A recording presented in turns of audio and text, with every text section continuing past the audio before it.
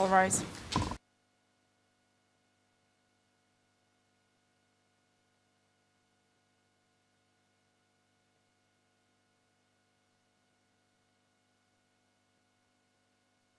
The Kosovo Specialist Chambers is now in session. Be seated, please.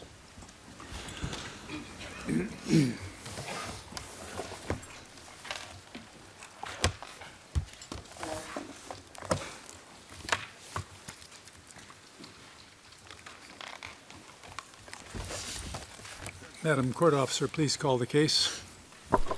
Morning, Your Honors. This is case CBC 2020-06 for Specialist Prosecutor versus Hashim Thaçi, Kadri Veseli, Recep Selimi, and Jakub Krasniqi.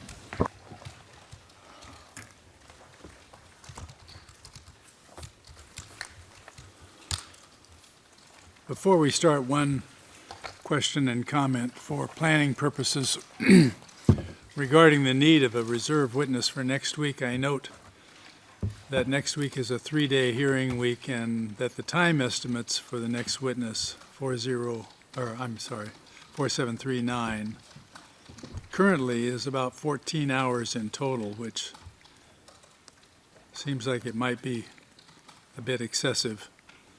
And we'd like to finish that witness within the week if possible, because we're following it with a 2-week break, which makes it rather inconvenient for the witness, if nothing else. So I would like you to at least reconsider the estimates. Well, first of all, is that still the estimate? Have you, any of you had any change in your thoughts on the time needed for your cross-examination or for the direct examination? We'll start over here. And more, Mr. Fernandez, it probably is not your witness, so it is maybe not. I caught you unawares, but you can at least discuss it and come back and report later. But anybody else? At the moment, I'm still expecting 4 hours. Well, because I'm the first to cross-examine. Yes, on I behalf understand of that. Teams. It may be that we can do some coordination over the break to reduce the collective time. That's what estimate. I'm suggesting. And with that in mind, again, it's a planning question. I'm not sure whether it's intended to begin the witness evidence today, but if it is, Sounds like that's a bit of a stretch. That's a bit of a stretch, I think, that we could start with the new witness today, but we'll see. would Your Honours be prepared to say that the cross-examination begins clean on Tuesday of next week, even if we do start today? In other words, so that over the weekend we can all get together, revise our estimates and come back with a proposal that the cross-examination be done within the... I don't want to make a commitment that it would start clean, but I would like you to get together and talk about it and come back on Tuesday. Yes. And give us a revised estimate. Thank you very much. Just for planning purposes, and so we can keep the witness advised. And the same thing goes with this witness. You know, it would be nice if we could finish his time here today, but I understand if we can't, we can't. Yes, yes. so- Almost just maybe I wasn't entirely clear on what I was asking. Simply to say that if we do begin the evidence of the following witness today and have his evidence in chief, I would ask that we then break, even if it's a few minutes before the end of the day, so that we can do the revision that you're suggesting and come in clean on Tuesday and have the cross-examination conducted efficiently and within a short period of time. Yes, we'll consider doing that. Thank you very much. Thank you. Madam Court Usher, you can bring the witness in. We'll continue with his cross-examination.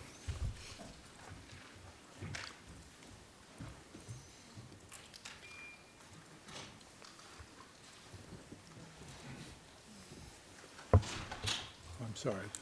This is judge's questions, not cross-exam. I said cross-exam, it's not, it's judge's questions.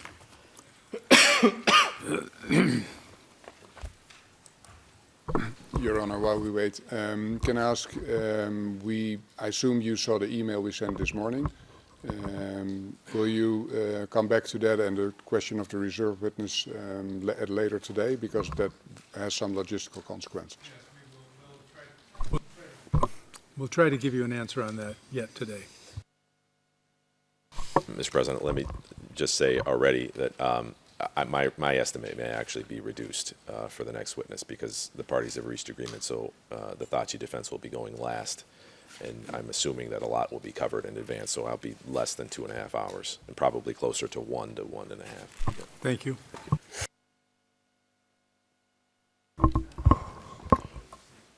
No change from what there was before. Our estimate's still 3.5 hours, Your Honour. No change on my side as well, Your Honour. Well, keep an open mind. If you can all talk about it collectively, it might make a difference. Thank you.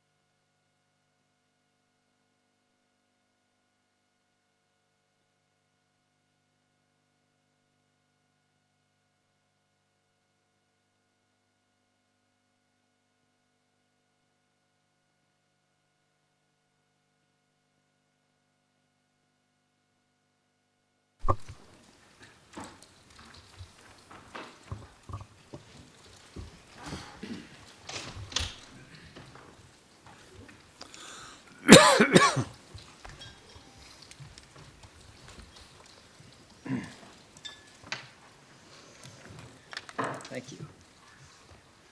Is it Donkia? Donkia? Good morning, witness. Good morning. Today we're going to continue with the judge's questions, and there may be further questions from the defense following that. We will endeavor to conclude your testimony by the end of today. I think I told you that yesterday too, but Yes. we weren't very successful doing that. Yes, sir. I remind you to please try to answer the questions clearly with short sentences. If you don't understand a question, feel free to ask counsel to repeat the question or tell them you don't understand and they will clarify. Please remember to try to indicate the basis of your knowledge of the facts and circumstances upon which you will be questioned. I remind you that you are still under an obligation to tell the truth as stated by you in your solemn declaration. Please also remember to speak into the microphone and to wait 5 seconds after the question to allow and then speak at a slow pace to allow the interpreters to catch up. So we continue now with Judge Mitro's questions. Go ahead. Thank you, Judge Smith, and good morning, Mr. Burns. Good morning, sir. So I indicated yesterday we'd go through the 7 incidents I've listed. We 1 down, 6 to go. So I'd like to turn now to the incident involving the Tanjug journalist, Mr. Radošević and Dobrišić. It's again a case that you handled through the Troika, is that right? Yes, sir. And we know that you were present at the time of the release, and we've heard that there were journalists present as well when these 2 individuals were released. My question is this: did you call the journalists to attend this occasion? No, I did not. Is it fair to assume that the Kieli must have done so? Yes. And if that's the case, what interest, in your understanding, would the Kieli have had to publicize this occasion?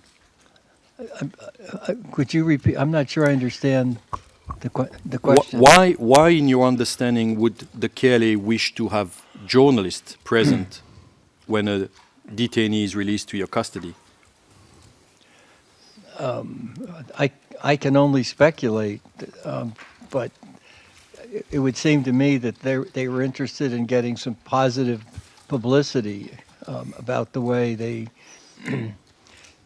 treated particularly Serbian journalists, that they were doing, if you will, they were doing the right thing. And how did you interpret the presence of Sokol Bashota, a member of the general staff, being present on that occasion? He was, in my experience, he was usually always present at any event involving KDOM. And why do you think, if you know, and if you don't know, of course, say so, but why would the general staff send one of its members to be present when, again, a detainee is being, or two detainees in this case, are being released to your custody? Here again, I can only speculate, but he was clearly the designated general staff point person for dealing with KDOM, and I assume that's the reason they wanted somebody present. Now I'll go to incident number 3, and that's the case you've already been asked about the LDK activists, Mr. Descu and Castrati, and that's a case you told us that you handled again through the Troika. Is that right? Yes, sir. Can the registry please bring up exhibit P1067? That, sir, is a cable that you have seen and commented upon on quite a few occasions already. It's dated the 3rd of November of 1998, and I'll ask the registry to go to page 075307. And if you can, thank you. So can you focus on the paragraph that is there with the word starting furthermore? Do you see that?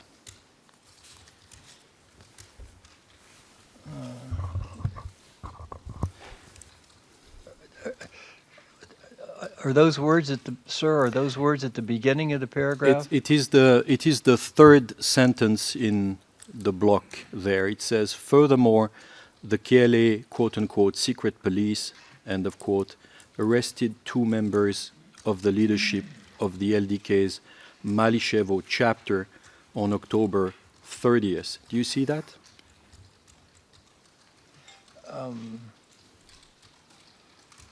No, I don't. Is this, what I have, sir, is in front of me is paragraph 2. No, you should have what is noted as page 4.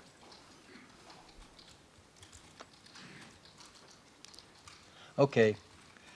I now see it. It's in the paragraph above.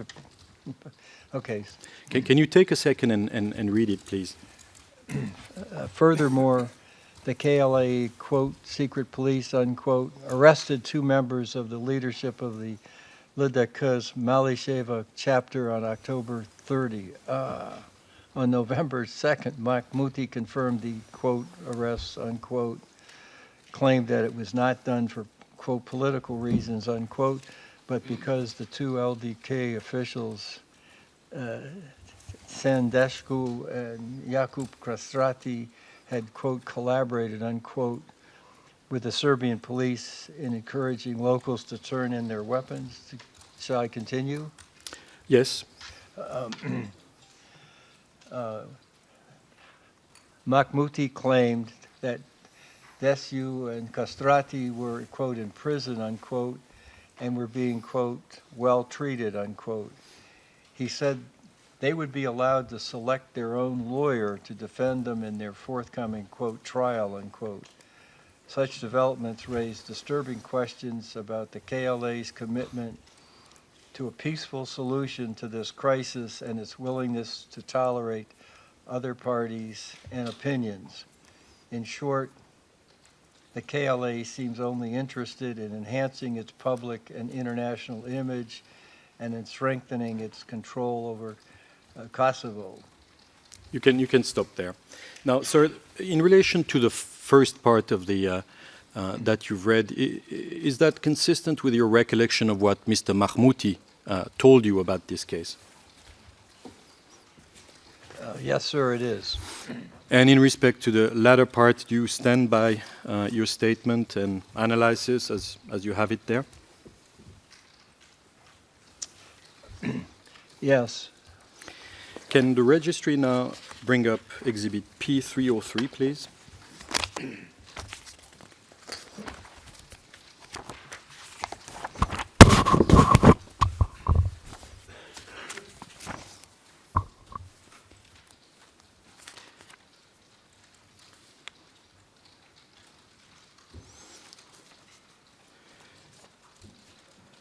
and in the English version it will be the second page, and in the Albanian to the right.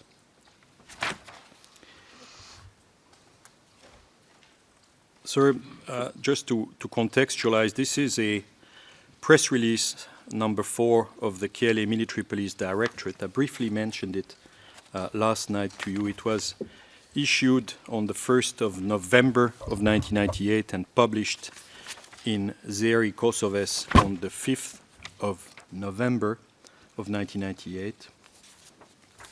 And I'll give you a moment to acquaint yourself with its content. Tell me, please, when you're done reading.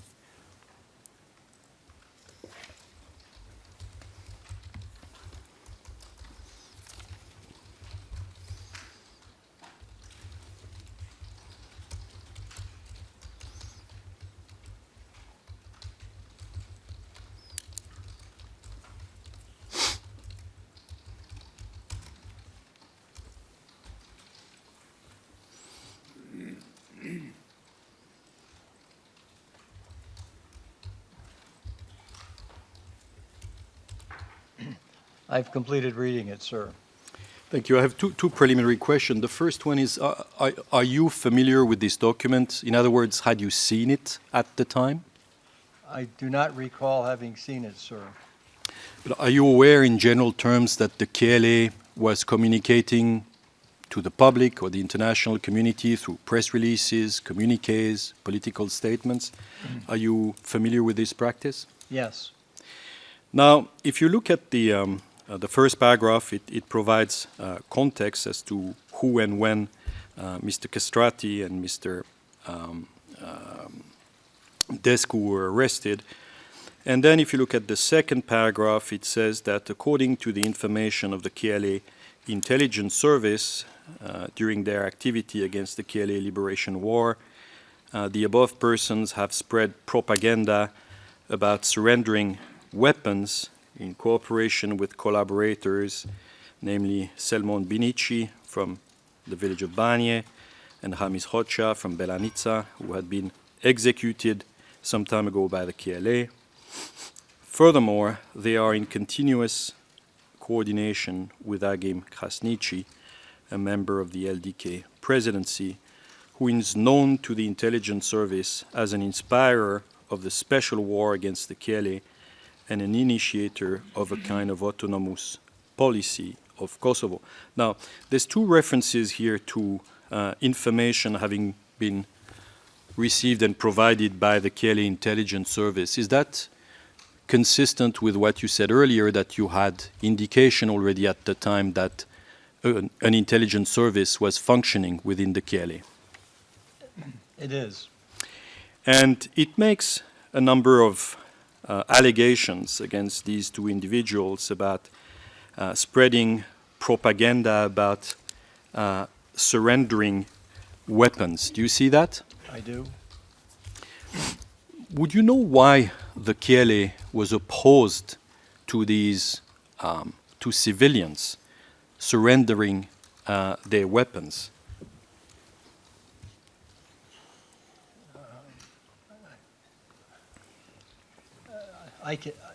Sir, I can only speculate. I can only speculate about that. I do not know specifically. Well, I'll ask you the question differently then. There's a cable that you've seen yesterday. It's P1073. It's a cable, if you wish, I can show it to you, but I'll just read the relevant passage. It's a cable of yours from 26 December 1998. And it says this: at present, the KLA does not appear at all interested in avoiding conflict and may welcome its arrival. Was that your analysis at the end of December of 1998? I'll stand by that. I don't have it in front of me, but I would ask the question. I'm not sure, sitting here 25 years later, what I meant by conflict.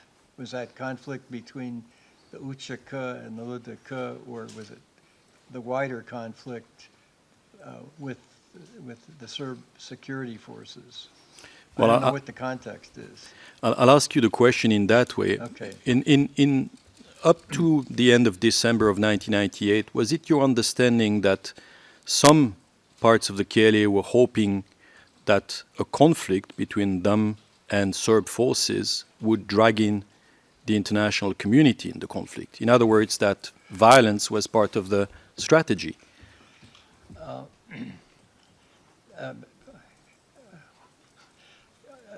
I know we're all anxious to get out of here, sir, for the Easter weekend.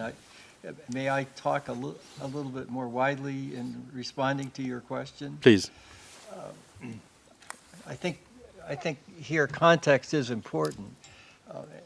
And my first point is that both sides, both the Serbs, Belgrade, Milosevic, and particularly the UÇK, clearly did not trust each other, and both sides expected, notwithstanding the October 30 agreement and the truce, this uneasy truce we were trying to, and KVM were trying to police. They anticipated that there would be more fighting in the spring, and both sides. And let me add a footnote. We were hearing this kind of thinking from both Serbs, like Sreten Lukic was very explicit in saying that the KLA, the UÇK, would strike again in the spring. March was considered the start of the fighting season, if you will. And we were hearing this also from our contacts in the Troika and more generally, UÇK, in the officials that we encountered. And at the same time, we were aware, and KVM was even more aware because they were already stood up and they had much greater resources than we did. We were down to about five or six officers at that point. We were, as the internationals, KVM and KDOM, were aware that both sides were preparing for the possible breakout again of conflict, active fighting. KVM was monitoring the border, and they were reporting that the Serbian forces were slipping additional troops and weapons in overnight. And we were aware from our contacts with UÇK leaders, that they were reorganizing their forces, recruiting, and trying to bring in more weapons from Albania and from Macedonia. They'd opened up another weapons smuggling route across the mountains that they call the Shar Planina, separating Kosovo from Macedonia. That sadly was the atmosphere on the ground. My sense, and I just emphasize my sense at the time, was that the General Staff leadership, at least the people we were dealing with, the Troika, were committed to trying to make the truce work, while at the same time they were also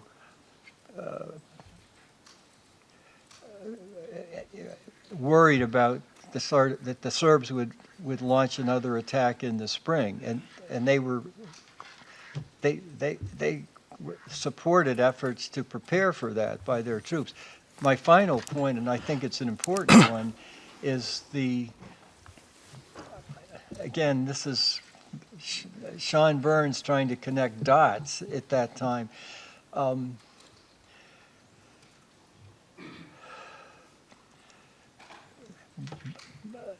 Both sides were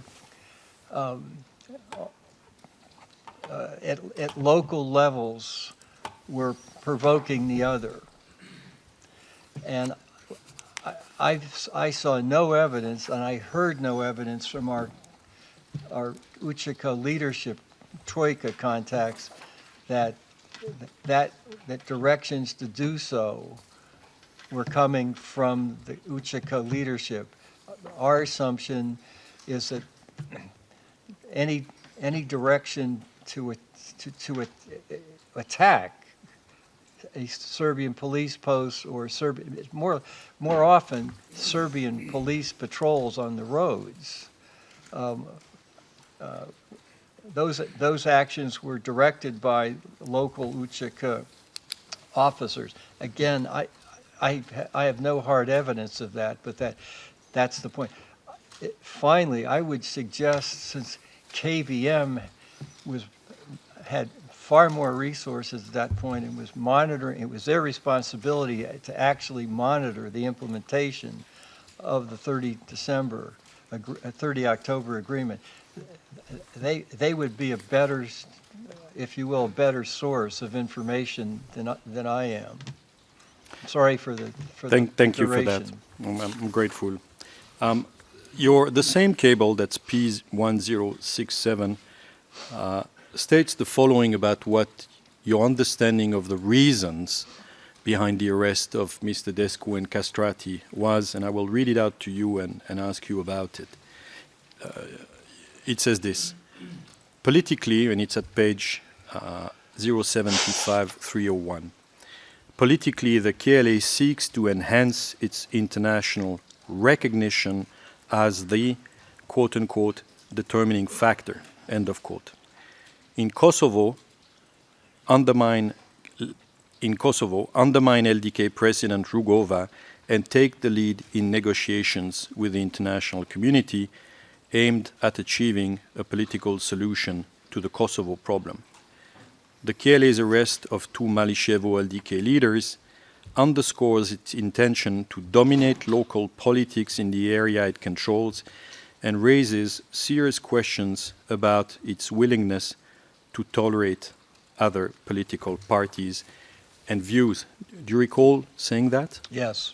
And do you stand by it today? Yes. Again, may I amplify my comment? Please. I thought then, and I think even more so now, over the years, having thought about that this was fundamentally a conflict over who, now that the international community was deeply engaged in the Kosovo problem, this was fundamentally a conflict about who was going to govern Kosovo after the bigger conflict with Serbia was resolved. Thank you. I'd like to show you another document. You've seen it very briefly, so I want to ask you to comment about certain aspect of it, and that's Exhibit P1090.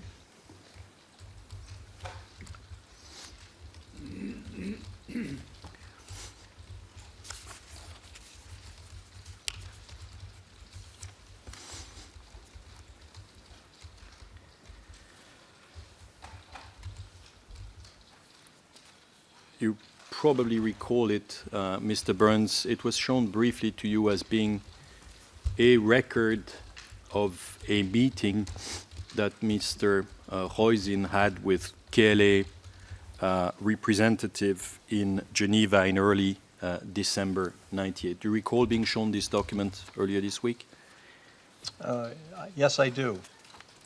If we can scroll down a little bit on that first page, you will see that it records that meeting from the point of view of a KLA participant. But one of the things that it says on the first page, it's your name appears. It says that according to Burns, there is a very good cooperation on the ground. Can you confirm that in general terms, you yourself, Mr. Burns, had good cooperation with the KLA leadership in terms of addressing issues of concerns to you? I can, as I said in an earlier comment this week,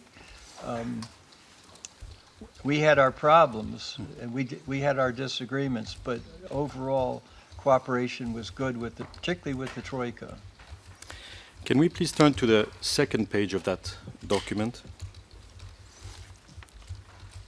And there's a paragraph, Mr. Burns, if you can locate it. It starts with the words, the detention of 2 LDK. Can you find that? Yes, sir.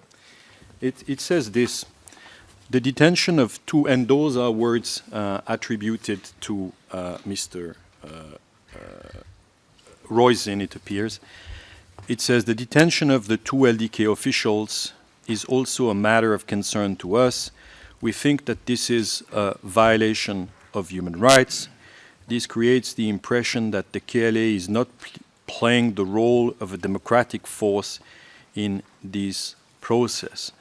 My first question for you is, had you raised similar concerns with those members of the Troika or the KLA leadership that you meant that in your view this was inconsistent with democratic values?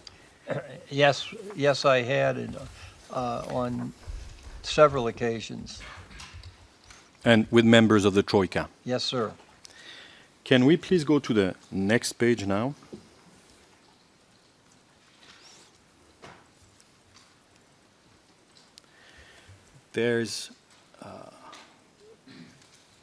They go on to discuss this issue, and there's one of the members of that KLA delegation who says the following to Mr. Roisin in relation to the LDK official.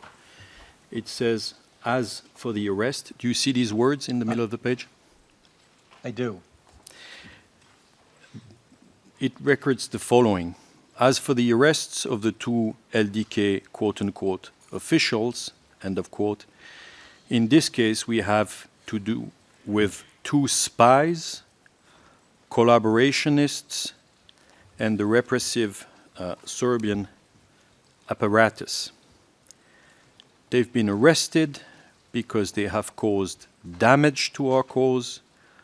No political force has condemned the arrest of these spies, Castrati and Descu. Every country would have done the same thing. The United States has also arrested US citizens who spied, for instance, for the Russians, exclamation mark. Is that statement consistent with the allegations that Mr. Mahmouti was making to you and which you recorded in the cable we saw a moment ago?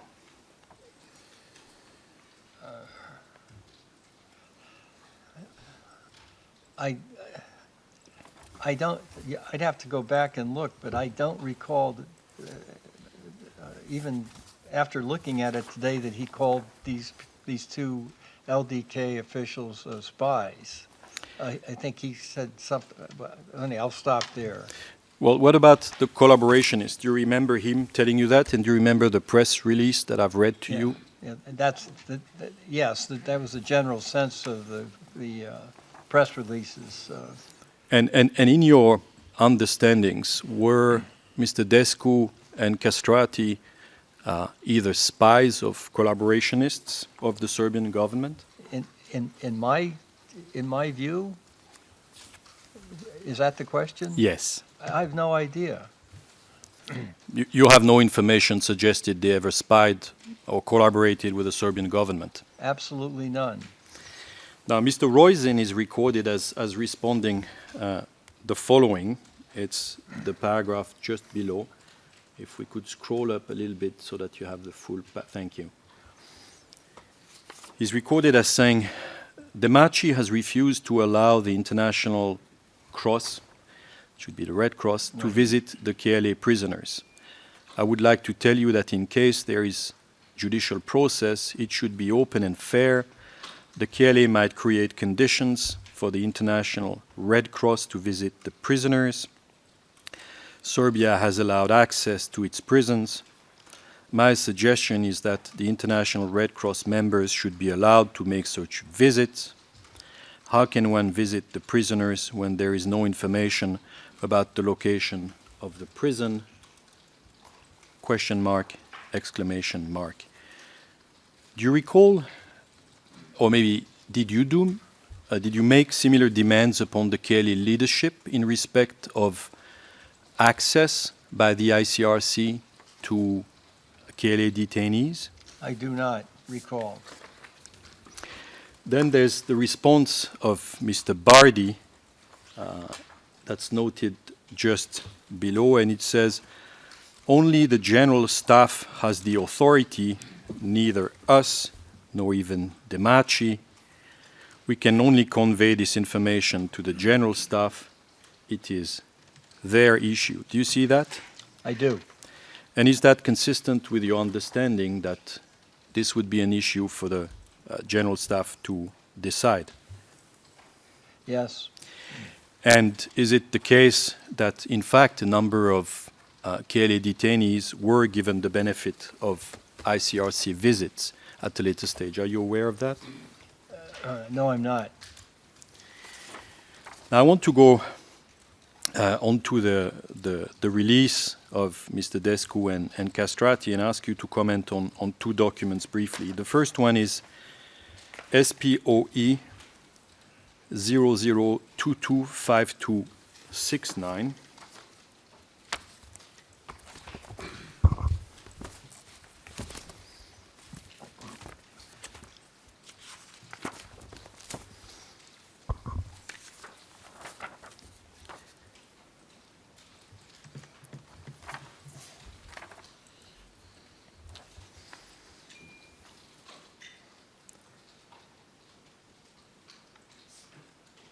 And I'll give you a moment to read it, Mr. Burns. Tell me when you're finished, and we'll scroll it up a little bit for you to see the rest.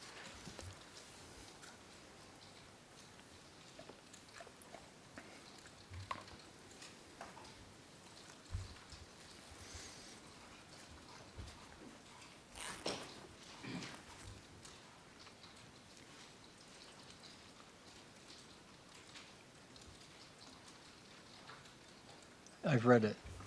Now, if we can just scroll up a bit so that you have, thank you, the full document.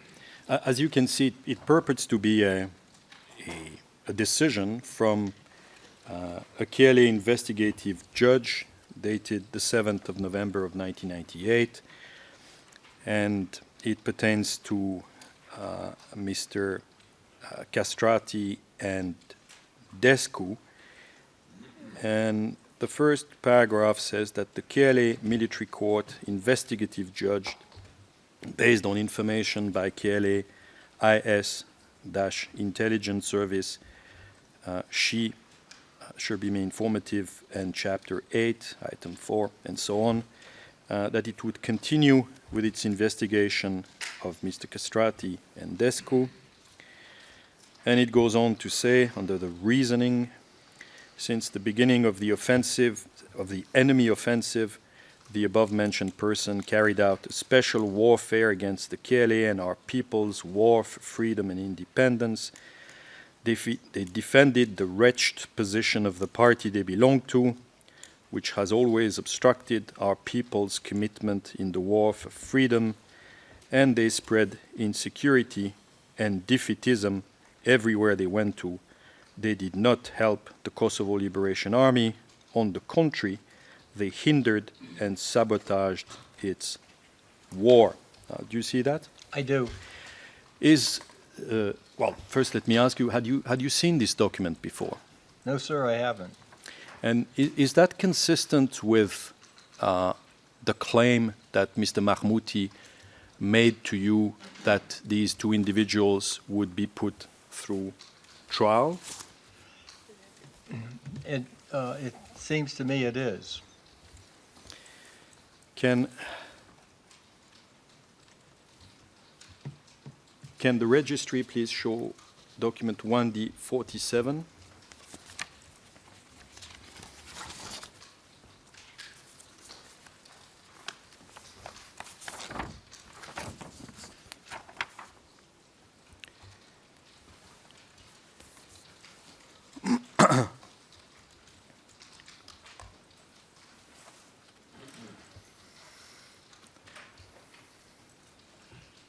Now, sir, I'll give you a moment to read it again. It's a General Staff Communique number 63, and it's dated the 27th of November of 1998, and it's attributed to the KLA General Staff. Can you please read it and in your head and tell me when you're done?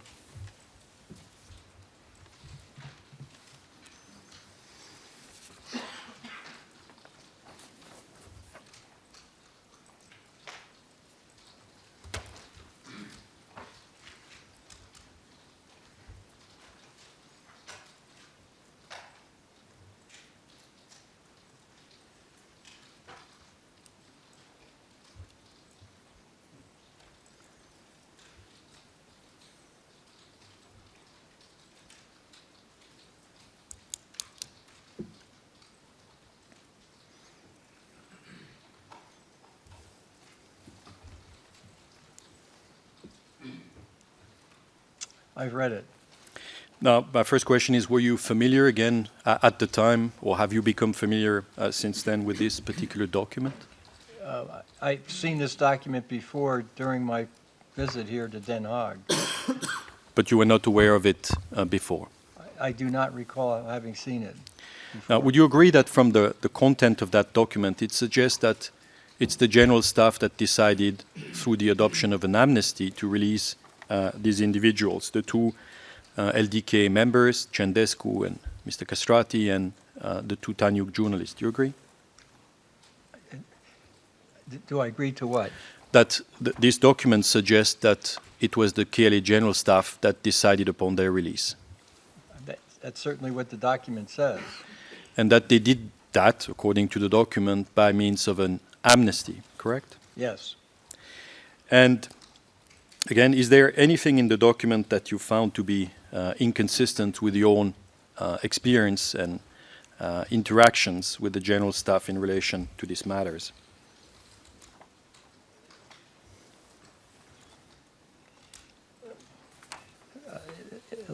Let me say, in response to your question, this is fundamentally a political document, which intends to put the Uçaka General Staff in a very good odor with the international community, and particularly with the new OSCE mission, which was in the process of being set up.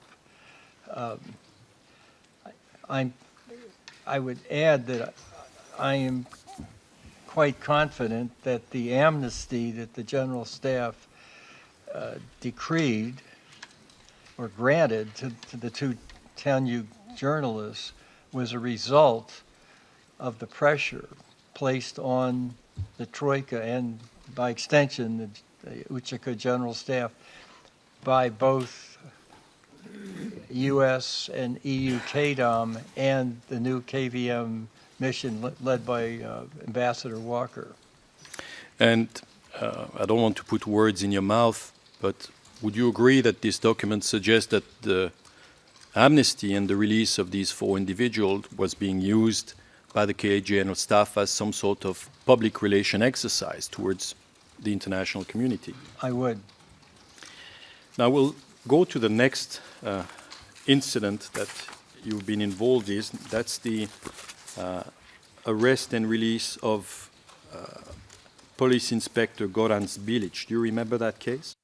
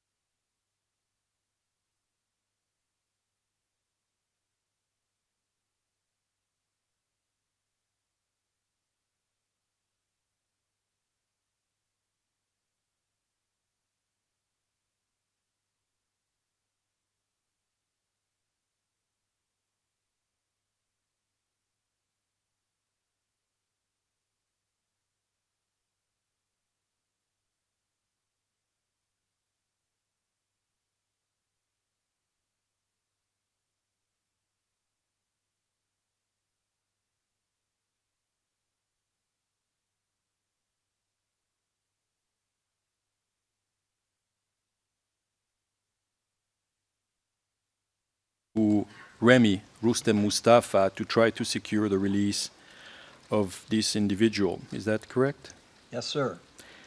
Did Remy tell you who he turned to be authorized, if anyone, to release that individual? Did Remy tell you that? I do not remember.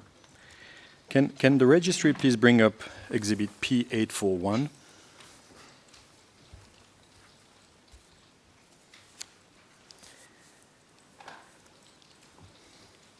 Again, that's something you've already seen, although very, very briefly, Mr. Burns, earlier this week. It's the transcript of a press conference involving Adem Demaci and Ibrahim Rugova. And from its content, you'll have to take my word for it, but you will see for yourself maybe in a second.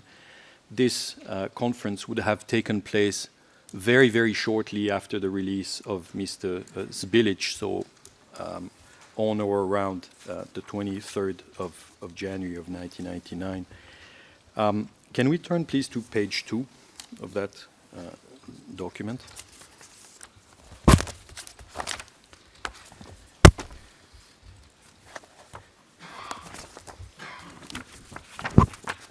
There's a preliminary matter that I want to ask you about briefly. Do you see the second paragraph in that page that starts with translation, I do not wish to tire you any longer? Do you see that? I do. So it's Mr. Demaci speaking, and he's recorded as saying this: I do not wish to tire you any longer. I just wish to thank you for all these communications we are having, to thank our 3 daily newspapers for their objective reporting, and to plead in the name of Kosovo Liberation Army with all journalists, all newspapers, to refrain from cutting the official communiques of the General Staff. These communiques are issued once in a while. They are not frequent. They are all official documents which have to be made known to the public, the Albanian public, the Serbian public, and the international public. Now, my preliminary question is, were you aware that the Kele was treating their communiques as official documents? Not precisely, but when these documents were brought to our attention, they were all identified as an official memorandum or something like that. So we assumed that they were official. Can we turn, please, to page 3? And I'll ask you to look on the time mark 10:53. And if we can scroll up a little bit more, please. Thank you. That's. Do you see the timestamp, Mr. Burns? Do I see, sir? The timestamp 10:53? I do. Now you will see that there's a journalist who's recorded as asking about the release of Goran Spilic, which has just occurred. And he says that the families and relatives of Nebojša Radošević and Kico Dobričić are voicing doubts that the two are still alive, despite your statement to the contrary. Then the response of Mr. Demaci is, let me reassure you and their family with whom I sympathize. I know how much my mother and sister worried about me, despite being able to visit me perhaps once a month. I know what it means to be in prison. And let me reassure you that the two journalists in question are alive and well. They're being treated humanely under these war circumstances and so on. I'm telling you this so that you can convey it to all those who are concerned. And there he says, we are doing what we can, playing the humanitarian role, doing what we can to diminish their suffering. And then he speaks about his own experience. And it goes on to say, however, I'm not entitled to interfere with these matters. I can only interfere as a human a humanitarian and come up with good proposals. You know very well that it is not up to me. Do you see that? I do. And is that consistent with what you understood to be the powers and the limits upon the powers of Mr. Thaçi? Yes.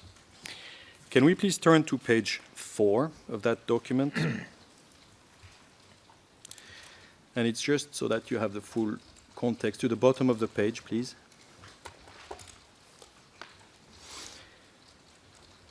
It goes on here to ask again about Mr. Zbilic, Mr. Burns, and the interactions that had started between Mr. Thaçi and Mr. Milutinovic in Serbia, so that you have the context. And if we can go to the next page, please.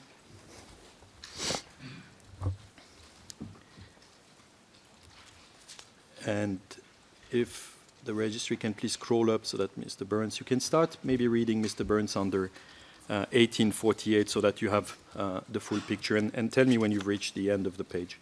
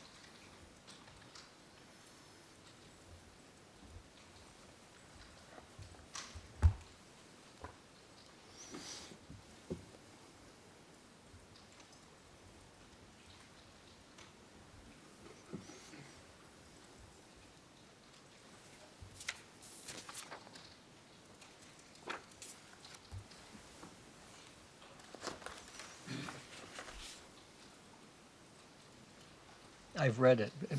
Now, May I ask a question? please go ahead. You may not know the answer. I assume the journalist who's asking these questions is from one of the Pristina newspapers, not a Serbian journalist. I think you're right, Mr. Burns. Okay. Now, my question is this. You can see that they are discussing, again, the case of Mr. Zbilic and Mr. Thaçi, and that's under timestamp 1942, explained that he was not there when Mr. Zbilic was released and made a statement when he indicated that he had been treated well.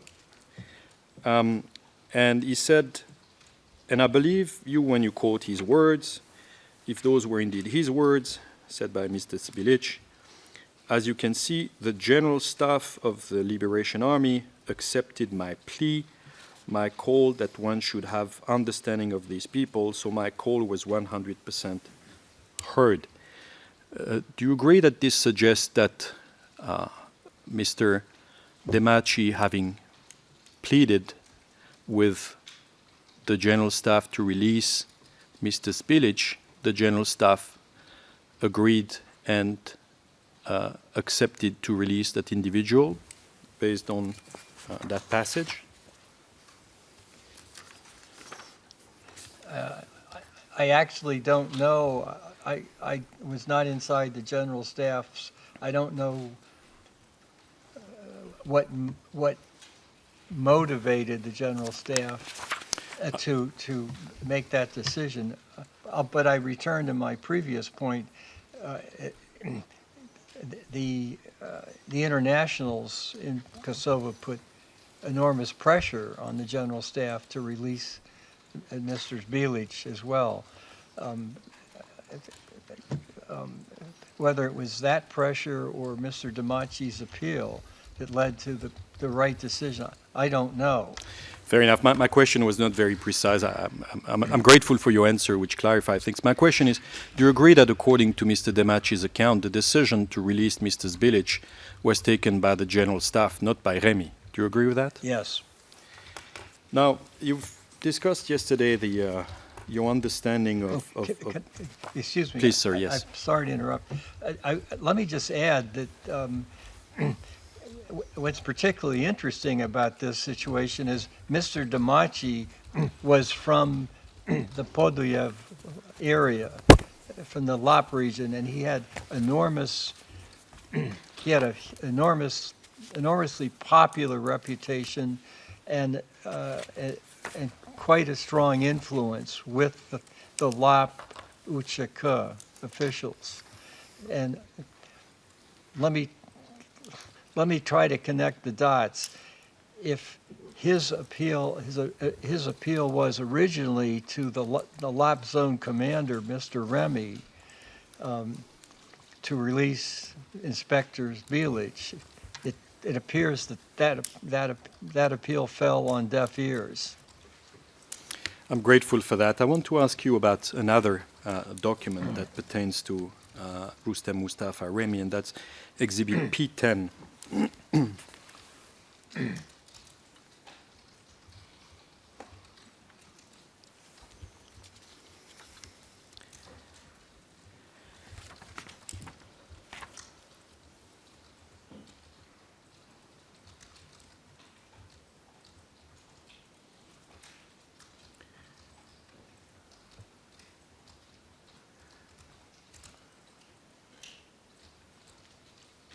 I'll tell you briefly what it purports to be, Mr. Burns, and I'll give you a moment to read it. But this is an amnesty dated the 5th of April of 1999. You will see that it's signed by the commander of the Lap Zone, Remy Mustafa.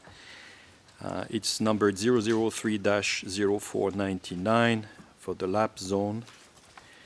And it lists a number of individuals that are and have been in KLA custody for quite some time, but I'll give you a moment to read it.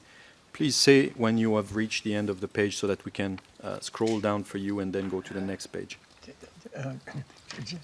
Just a quick question. This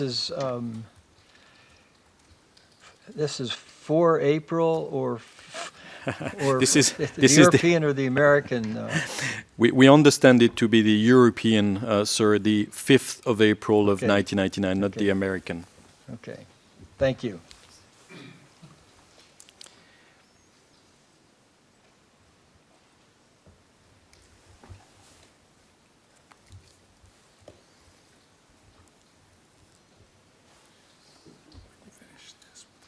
Yes.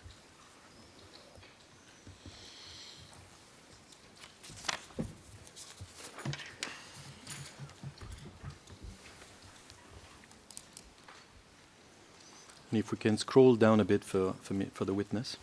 Thank you.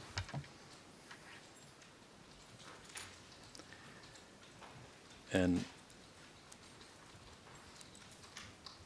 on to the next page, please.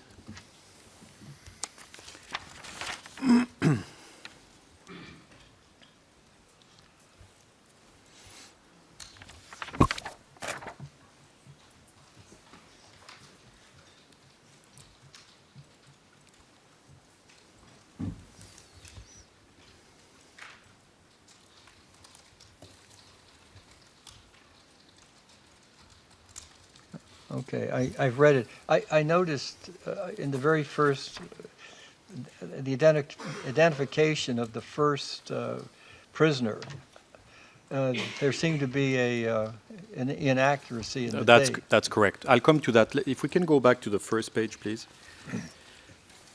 You're absolutely right, Mr. Burns, and I'll correct it for the records. The first individual, Mr. Hoti, it suggests that he's been in detention since 18 November 1999. It should be 1998. Is that what you picked up? Yes, yeah, that's what I thought. I'm grateful. My first question for you, Mr. Burns, on this is, when you met with Remy, did he tell you that he was holding these people? And as you can see, he was holding them for quite a while. Some of them were picked up in November of '98. So by the time this document is issued, they would have been in KLA custody for 6 months. Did he ever tell you about these people? No, he did not, but let me note that first, I'm entirely, this is the first time I've seen this. Also, I was not aware of the existence of these abductees by the LOP zone. Third point is OSCE KVE was responsible at this, entirely responsible at this time for this sort of action. If there was any meetings between Remy and his staff and the internationals, they would have been with KVM, Ambassador Walker and his people. And I suppose you've answered my next question, but those members of the KLA leadership you met, none of them ever mentioned that they were holding these people, correct? Yes, sir. And I suppose, again, you've answered my question, but you don't know what Remy did with these people, right? And whether he, in fact, released them, correct? Exactly. Now, if you focus on the first paragraph there, it says that based on the political memorandums of the General Staff of the KLA, the internal regulation of the KLA, and based on the regulation of the civil administration, the commander of the LAP operational zone with decision 0030499 declares an amnesty. Do you see that? I do. And would you accept that from the wording of this document, Mr. Mustafa was issuing this amnesty on the basis of the authority of the KLA General Staff that derived from these political memorandums, internal regulation, and regulation on civilian administration? Do you agree with that? Yes. And I think we've reached the break, Mr. Okay. Burns.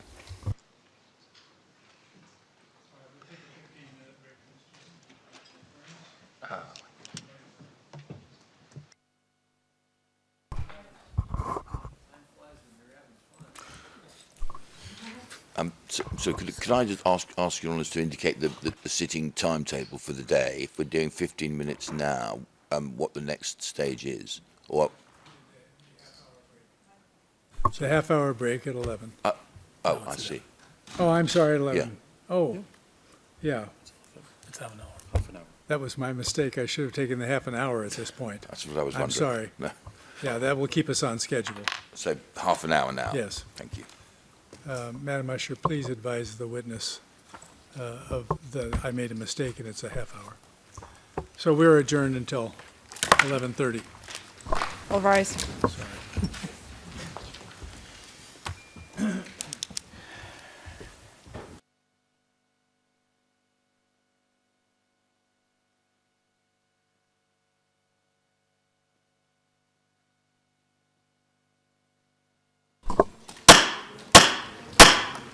All rise.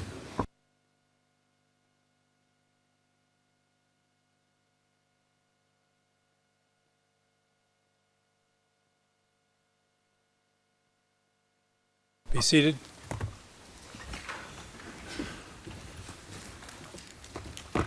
Madam Usher, bring the witness in.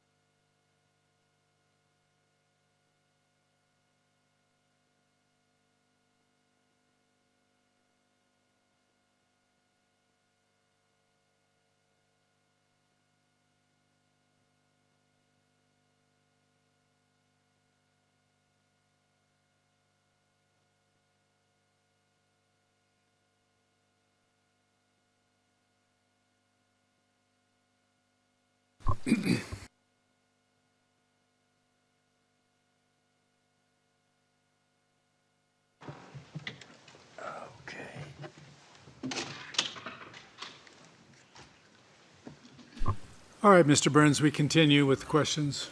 Judge Mitro has the floor. Thank you, Judge Smith, and good morning again, Mr. Burns. To keep you abreast of our advances, we have 3 incidents left to go through together. We have 3 what? 3 incidents left to go through together, and I'll start with the incident involving the release of 8 Serbian soldiers. Do you recall that you dealt with, from the KLA side, directly with Jakub Krasniqi as the point person in relation to that incident? I do. Can the registry please bring up Exhibit P1093?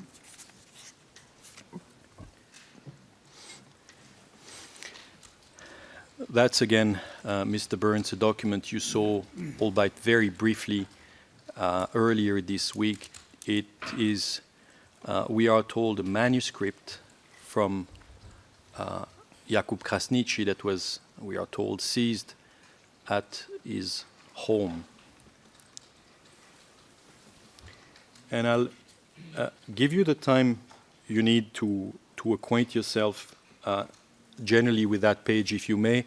I'll go through it with you, so if you can just take a minute and just acquaint yourself with the context.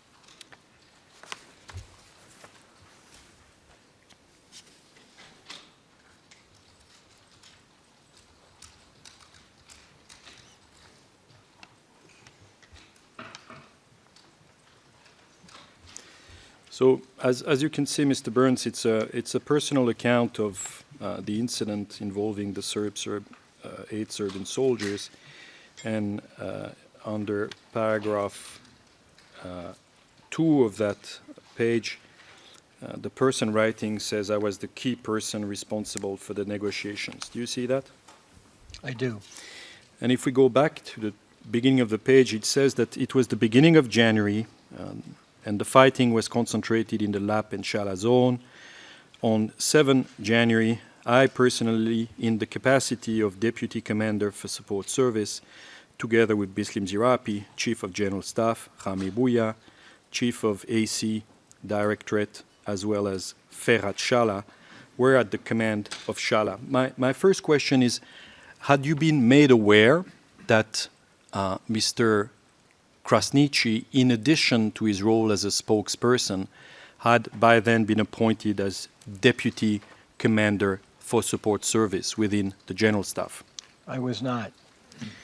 My second question has to do with this individual named in the first sentence, Ferhat Shala. Are you familiar with this individual? No, I am not. Now it says, if we continue, it talks of the 8 Serb soldiers who had been captured, and the account is that the author went back to Shala, to the staff zone and the brigade, and it says, "We instructed them on how to act, but without making our presence too obvious. During the whole period during which the Shala operational zone was involved in the issue with these captives, they coordinated every step with the GS, the General Staff, and I personally kept in contact with Commander Raman Rama. Do you see that? I do. And you can confirm, I suppose, that Raman Rama was the Shala Operational Zone Commander, correct? Yes, sir. Then it goes on to say, we coordinated on the first day with the General Staff, partially through satellite telephone, that the captive could be released only in an exchange. And then it says, on the same day, after 22 hours, we had to travel to Divyak because on the morning of the 9 January 1999 at 8 o'clock, we had to meet with representative of the OSCE and KDOM at Dragobil. Now, can we assume that this would be the meetings that you attended on the 9? Yes, sir. And if we go now to paragraph 2 of that document. May I just make one slight correction? And I've seen this qualification of the House of Dragobilia as the headquarters of the U.S. KDOM. That's not true. It was a house that U.S. KDOM and OSCE used for meetings. Our headquarters was technically in the building we were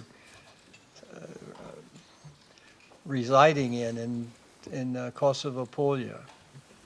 Thank you for But that. Thank you for the specification. Now it continues, paragraph 2. We have had discussion with the General Staff about this case. There were no conflicting opinions, and we share a unanimous opinion. And it goes on to say in the same paragraph, we coordinated closely with the international factor while showing maturity. Can we go to the next page, please?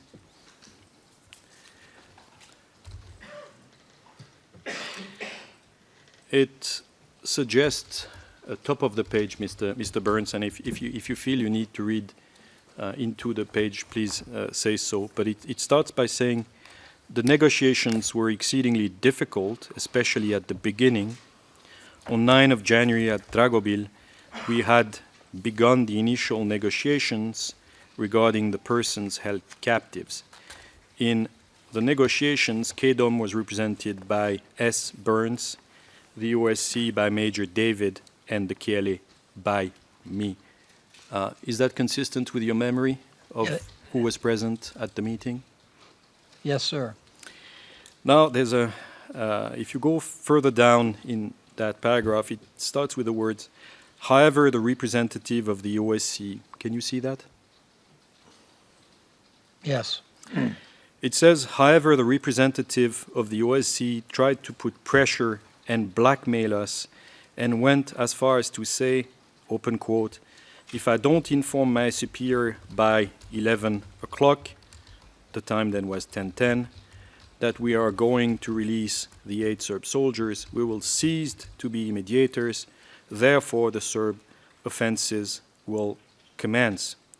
He said this bluntly and while standing, and then there's the recorded response of the author of that document. I just wanted to ask you, you've indicated yesterday that there was one occasion, I think only one, where you and Mr. Krasniqi had a bit of a dispute. Is that the dispute, if you can recall? Honestly, sir, I don't remember whether it was this occasion.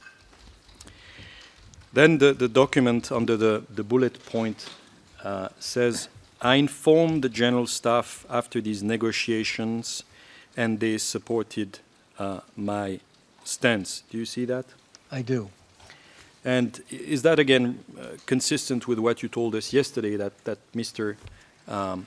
Krasniqi was in and out of the room using his phone to call other people? Yes, sir. Can we turn to the next page, please?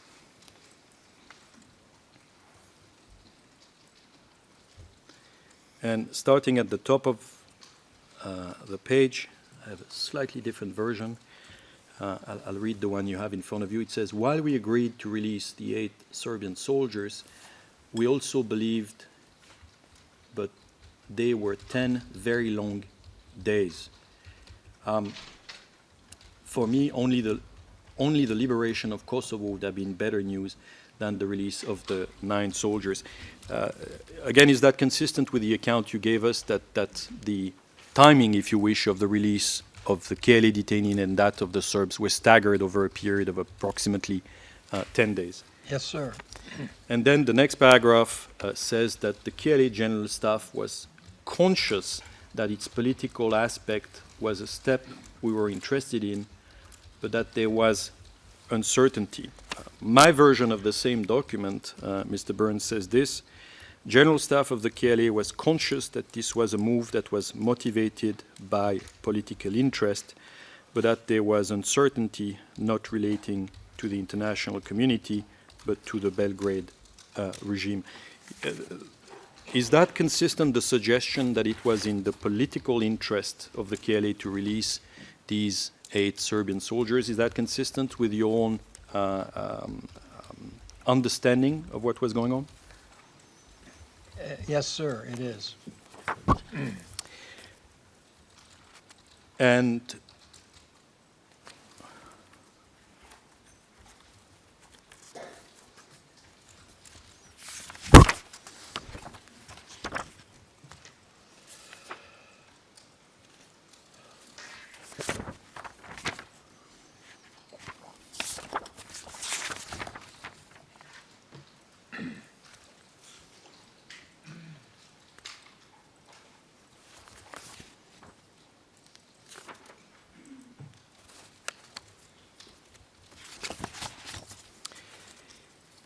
can we please go to SPOE? Sorry, Mr. Burns, I'm trying to find the right page. It's SPOE, it's now, sorry, P1091.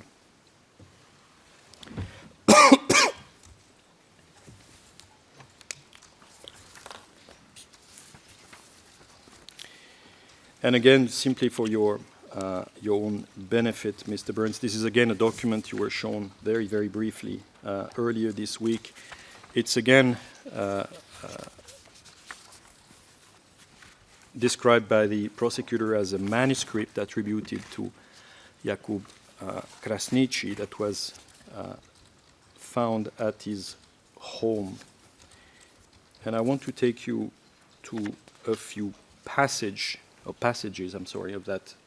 that document. Should be P1091, and the page should be SPOE 0023162.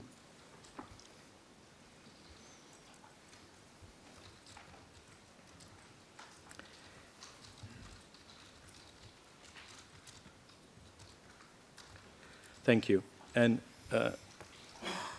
Mr. Burns, again, if you feel you need more time to read the whole page, please say so. Otherwise, I'll take you to certain passages. But as you can see, this is again a document that discusses in some depth the incident we are discussing.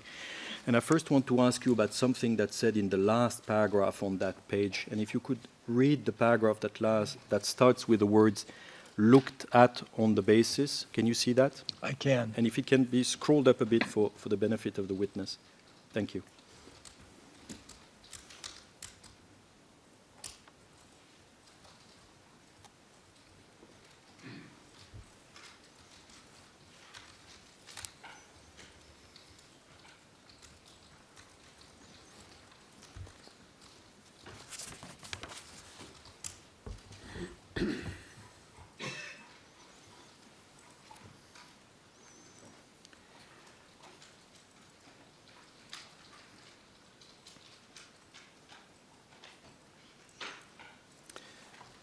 So the document again goes through a number of steps we've already discussed, and I won't go through that. But it says in that last paragraph that the KLA General Staff was informed in detail about this discussion too, as well as about other discussion. Do you see that?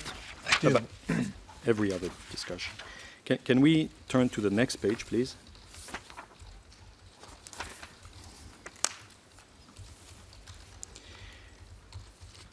And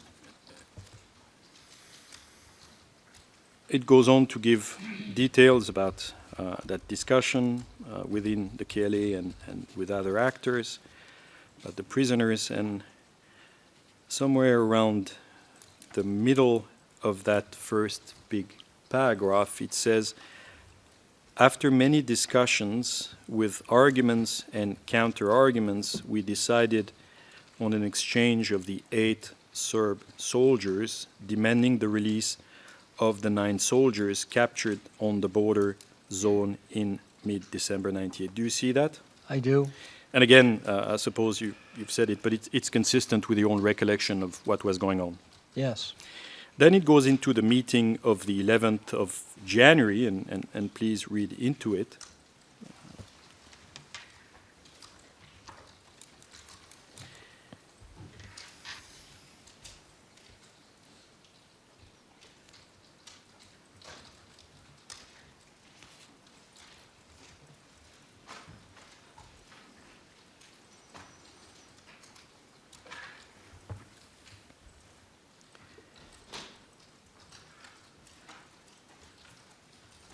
It says that the meeting lasted more than 5 hours. During the whole time, we were in contact with the head of the political directorate and other members of the KLA General Staff. The head of the political directorate at the time was Hashim Thaçi, is that right? Yes, sir. So it would suggest, at least on that record, that the person, Mr. Krasniqi, or persons, Mr. Krasniqi was in touch with on the phone while talking to you was Mr. Thaçi and other members of the KLA General Staff. Do you agree with that? Yes. Now, if we can go to page SPOE 0023106.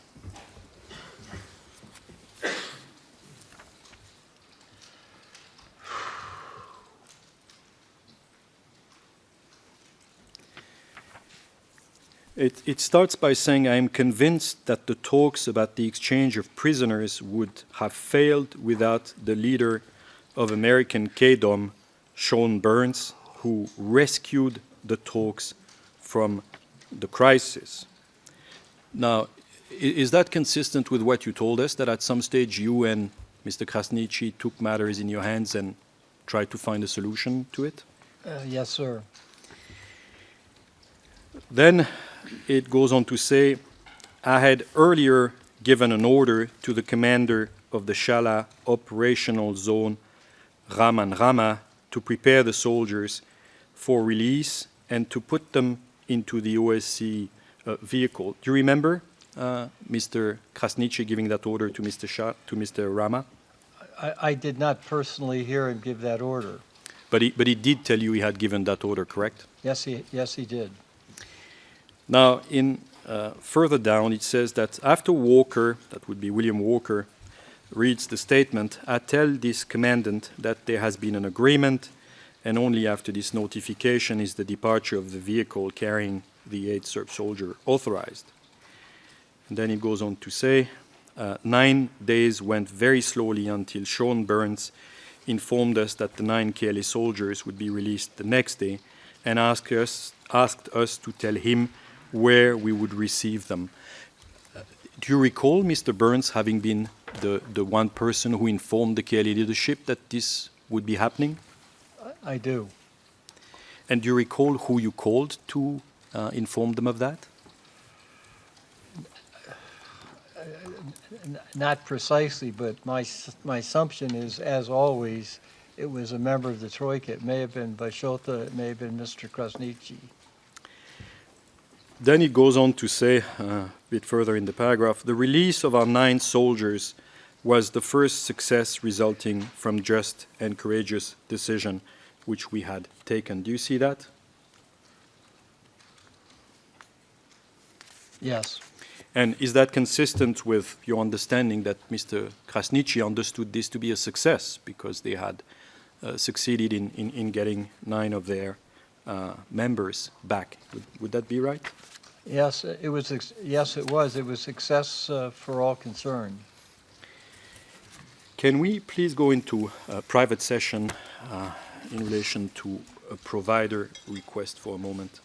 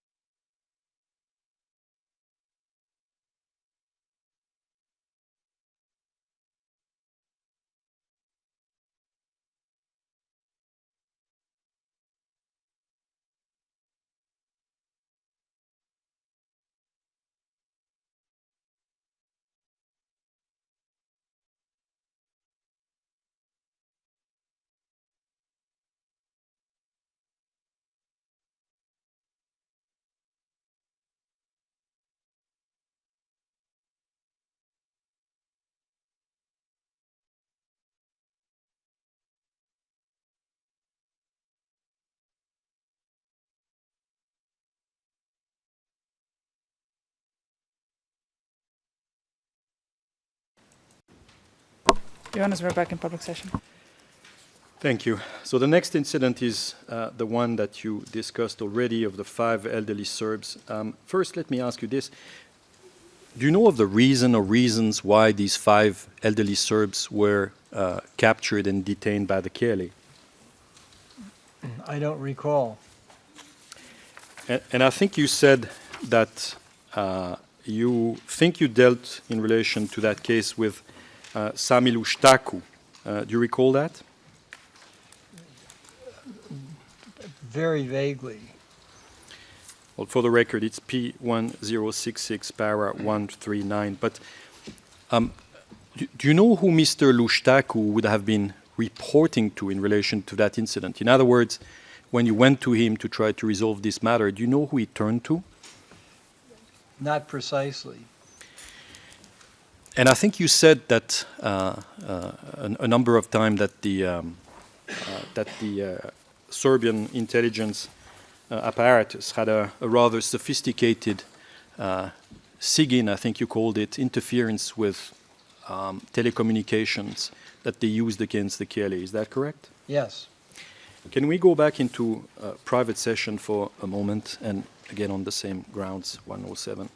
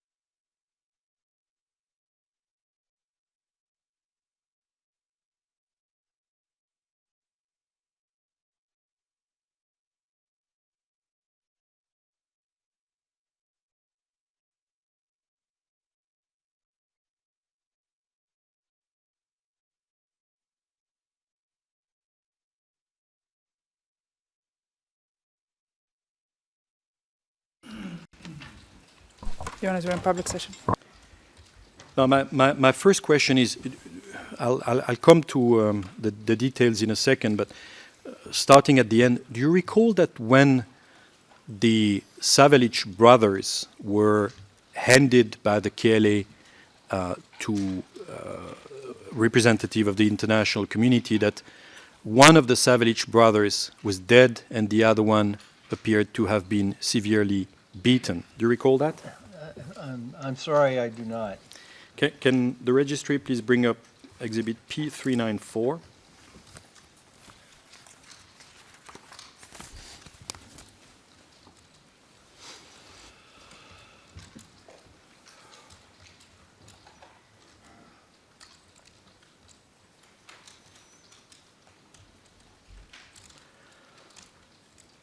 Now, sir, that's a press release from the OSC verification mission number 2799.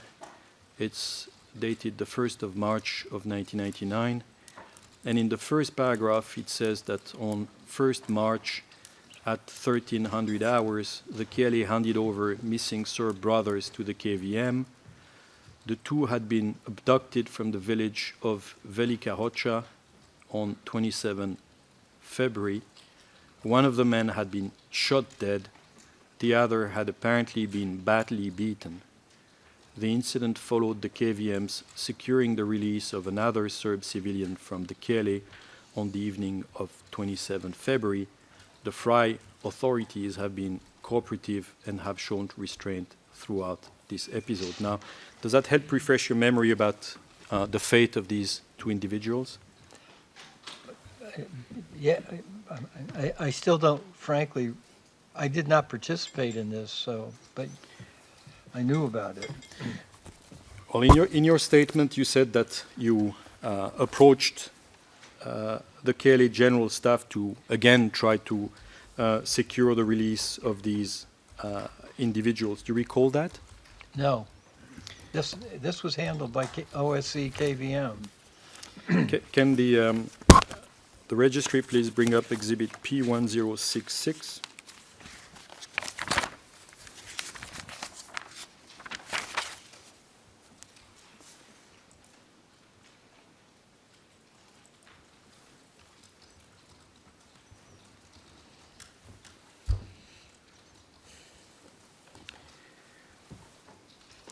It's just to see if that refreshes your memory about who was involved, Mr. Burns, and it's no criticism. Your memory is impressive. And it would be page 075548, please.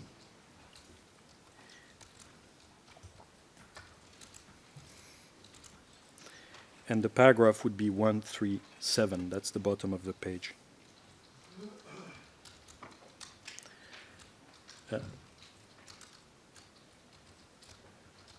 You can read the paragraph. It's your own statement, of course, Mr.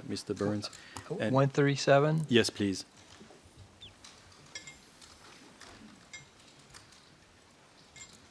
I've read it.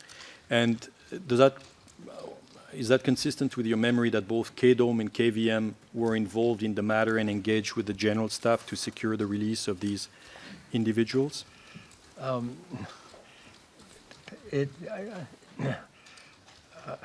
I actually still don't remember.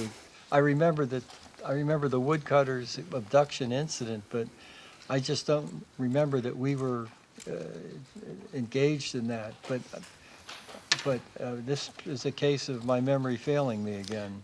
Well, there might be a document in a minute that might Sure. help you, Mr. Burns, and it really is no criticism of you.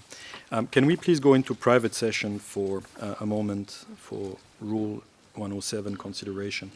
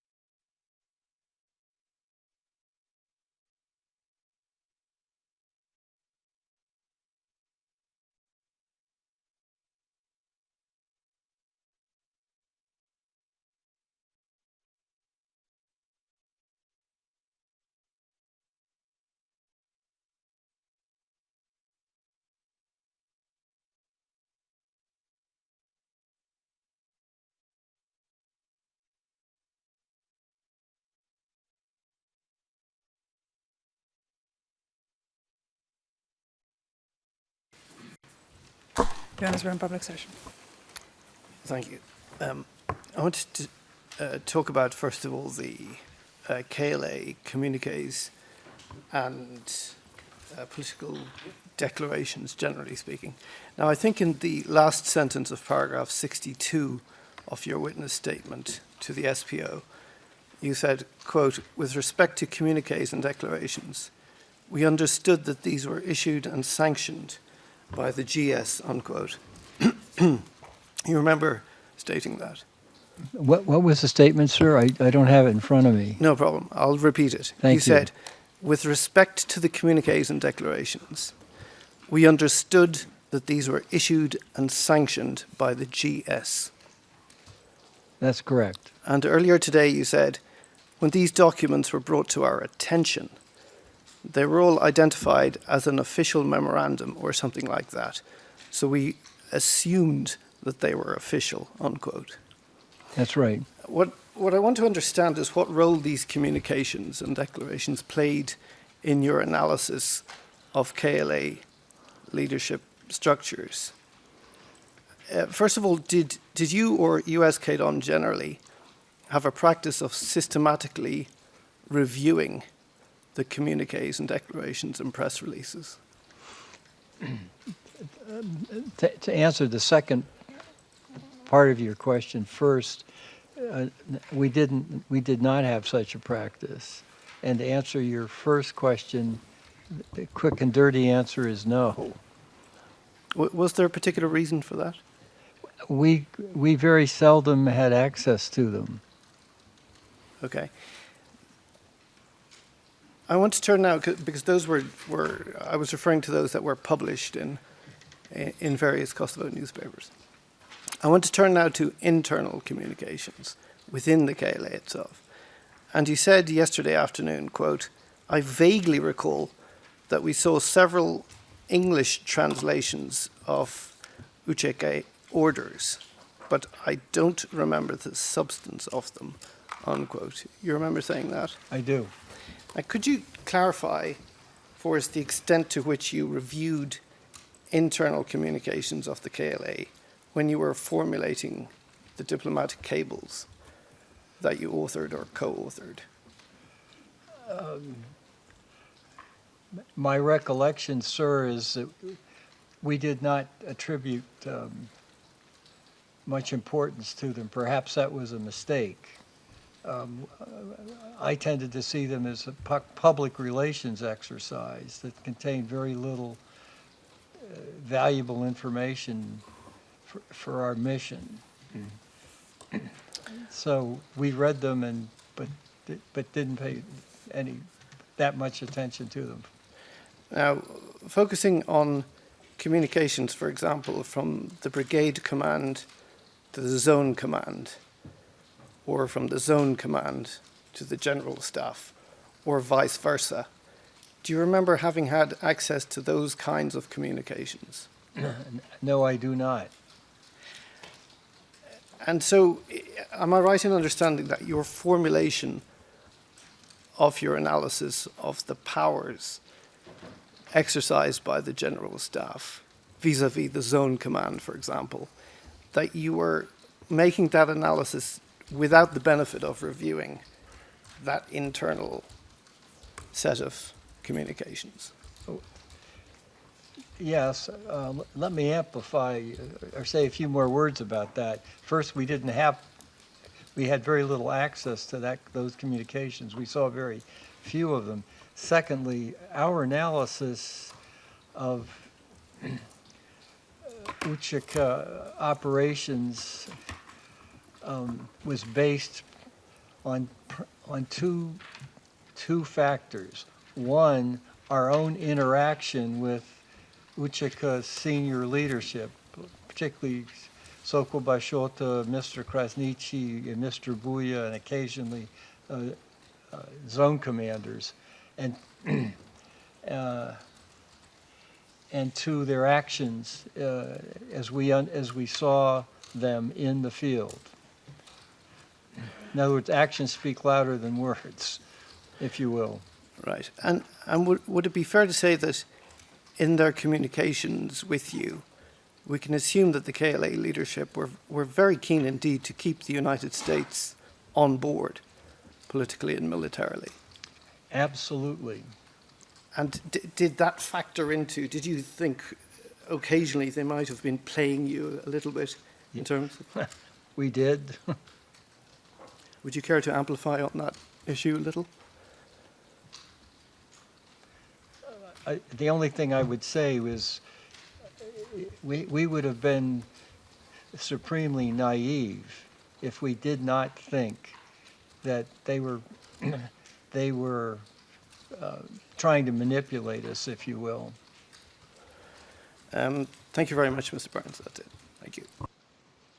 Prosecution have any follow-up questions to the judge's questions?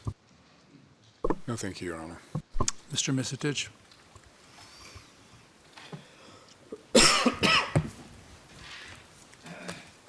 Yes, Your Honor. Just one moment, please.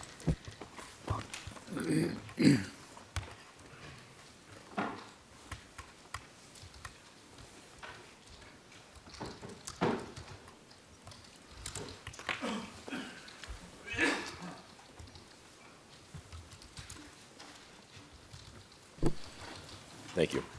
Mr. Burns, good afternoon again. Good afternoon, sir. I'm going to ask you several questions in follow-up to the questions that were put to you by the panel. My first question relates to a question Judge Bartha asked you about paragraph 28 of your statement to the SPO, which is Exhibit P1066 at yesterday's transcript, page 124, at line 25. You say in that paragraph of your statement, quote, "In September or November 1998, I brought up the issue of intra-Albanian killings Excuse me. Could you speak a little more closely to the microphone? Thanks. Sure, I'll try. In that paragraph, you say, I brought up the issue of intra-Albanian killings and the killing of collaborators with the Troika, and they flatly denied this took place. And you say that you brought that up in September or November 1998. And you stated that the U.S. believed that the KLA leadership could address incidents such as these when committed by locals. Now, my question for you is, which Albanians are you referring to that were killed by the KLA and whose killing you raised with the Troika in September or November 1998? Objection, Your Honor, beyond the scope. The last part was not in the question of Judge Bartha. Go ahead. Thank you. Would you mind repeating the question then? Thank you. Yes, you know I'm talking about the paragraph. We can put it on the screen if you wish. P1066, paragraph 28.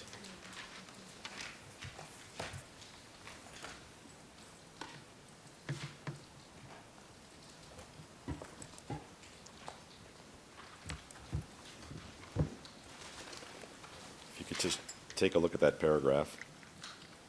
Which paragraph is it, sir? 28. Okay, got it. Your Honor, I would point out that that paragraph has been clarified or corrected. I refer to 120245, paragraph 16. I'm only putting the part of the paragraph that was put to him by Judge Bartha, word for word. Go ahead with your question. Sir, if you look at the last sentence of that paragraph, can you read it? Yes, I can. My question to you is, which Albanians by name are you referring to that were killed by the KLA and whose killing you raised with the Troika in September or November 1998? I cannot give you the names of any individual Albanian from Kosovo. What I can tell you is, from my memory, is that in September, Nick Turnbull and I were asked to, were actually taken to Glojane, close to Đakovica, and shown a site where allegedly a number of Albanian Catholics from Prizren had been taken by the UÇK and murdered. And then we were taken to a morgue in what I remember was Đakovica and shown remains and personal items of these people.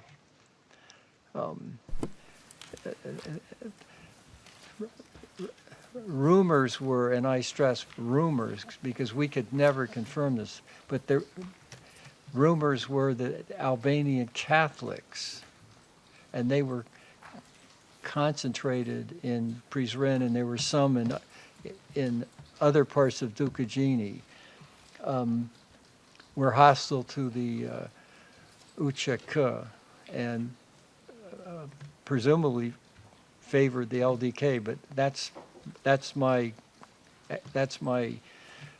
connecting the dots. I don't know that for certain, but basically, what we were told by the local UÇK with whom we discussed this incident later, that these people had been eliminated because they were collaborating with the Serb forces. Okay, and you say you raised this issue with the Troika about the Albanian Catholics? Yes. And when would that have been? It would have, I don't remember the date, but it would have been sometime in that area. We also raised it, and our teams raised it with local UÇK commanders at the brigade level, Okay. in an effort to try to elicit more information about the incident, and we never got very much.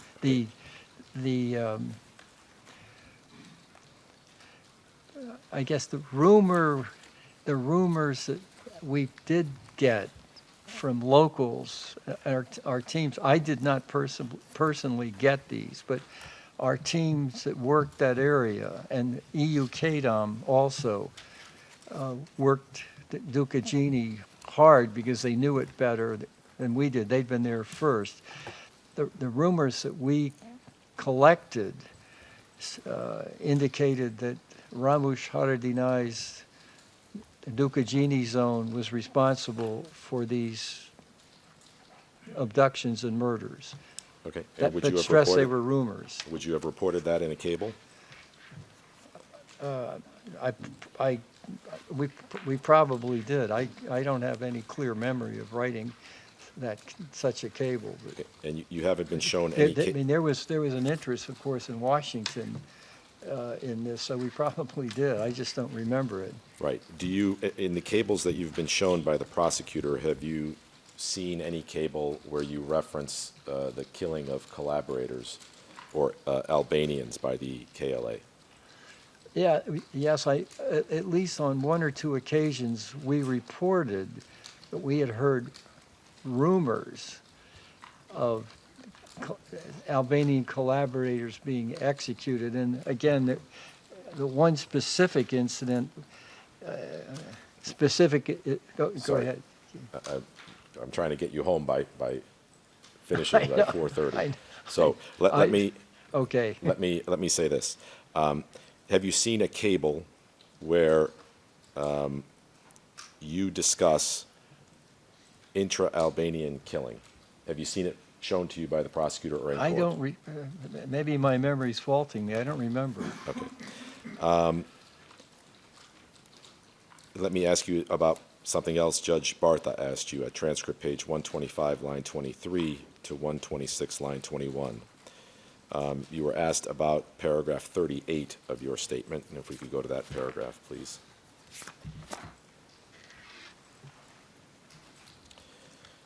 And this paragraph talks about Fatmir Limai's resistance to complying with the October agreement.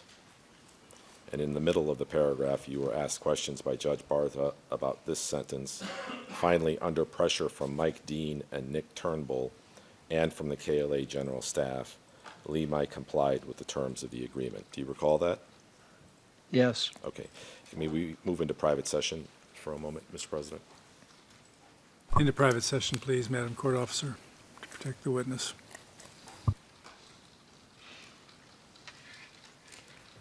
It's actually at the request of a provider, Mr. President. Oh, I'm sorry. Yeah. At the request of a provider.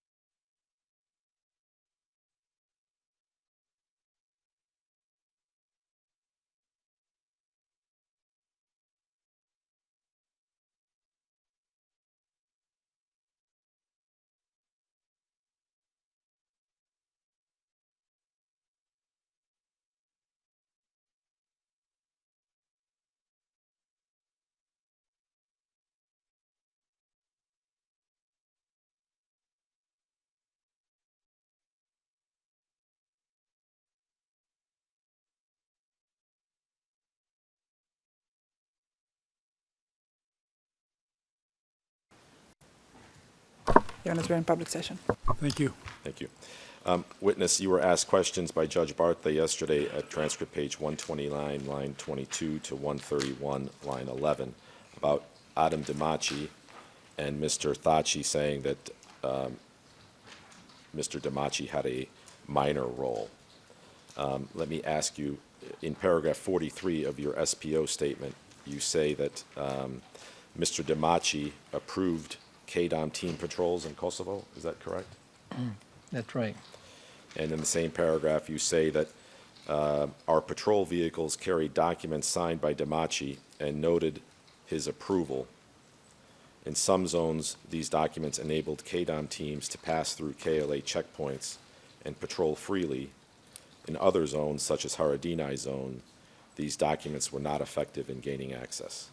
Correct? Yes, sir. Okay. And Remy zone was one zone where they were effective? Yes. Okay.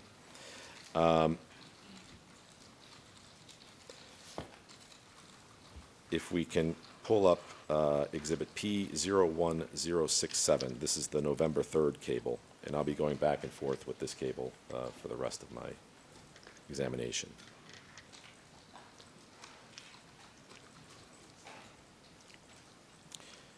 If we could go to page 075307, please. Okay.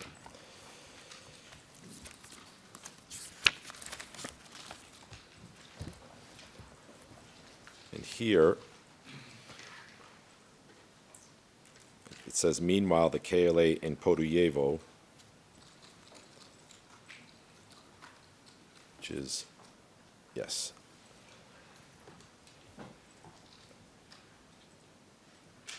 The sentence above where it says page 4, so a little bit higher. Yeah, it's at the top of the page on the screen right now. That's fine. Right. I see it. Meanwhile, the KLA in Podujevo, Drenica, Malishevo, and Peć Jablanica zones has established checkpoints on secondary roads in the Podujevo and in Podujevo and Drenica has denied KDOM access without a permit signed by Damachi. Is that accurate? Yes. Okay. So Drenica was another zone where permits signed by Mr. Thaçi were required, in fact, if this language is correct. Yes, Okay. Drenica being Mr. Thaçi's own home zone? yes. I mean, his hometown is Yes. located there? Okay. So even in Mr. Thaçi's own zone, Mr. Thaçi was not a minor player. Would you agree? It's more nuanced than that, sir. I think that I took that, and I think I took Thaçi's remark, and I think it took it correctly, that Thaçi was played a minor role politically, and we should not attribute too much to any political comments he made.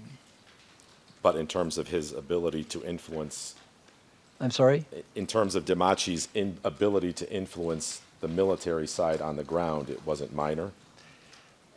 Obviously, in Drenica and Lop zones, he had some authority. Okay. But I would say I don't recall that authority being tested on matters like abductions, except in the case of the Serb policeman, in which he played an important role. Yeah, and we'll get to Yeah. that in a bit. While we have the document on the screen and before the break, you were asked some questions about Mr. Thaçi's ideology, and this is at transcript page 138, line 3 to 140, line 3. And you said that you had a discussion with Mr. Thaçi at the end of October where Mr. Thaçi spoke for hours, you said, and I believe you said he was a Marxist-Leninist. Is that correct? Yes, that's Okay. correct. So if we could turn in this cable to page 075304, please.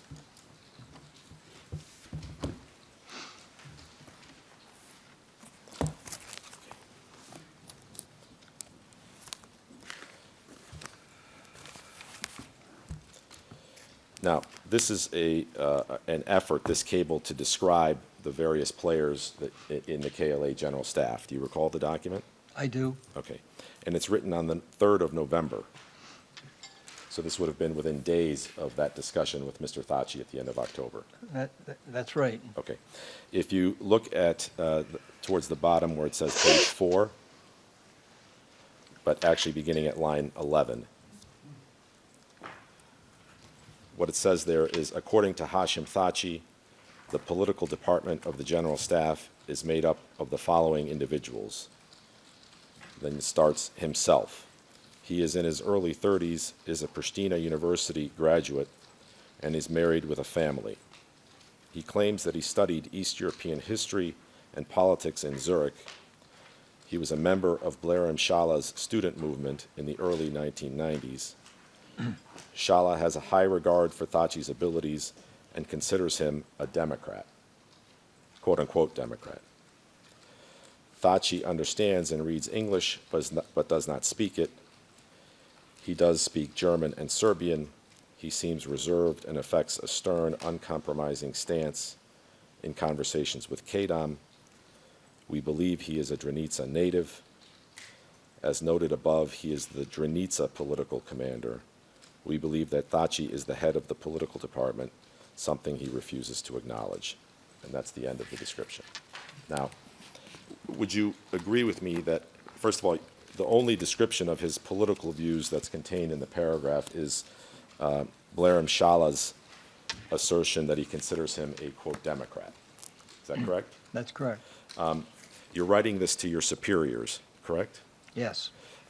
Would you agree with me that it's implausible that you would have left out that Thaçi himself considers himself a Marxist-Leninist, writing to the American officials in the State Department, if he had told you that days earlier?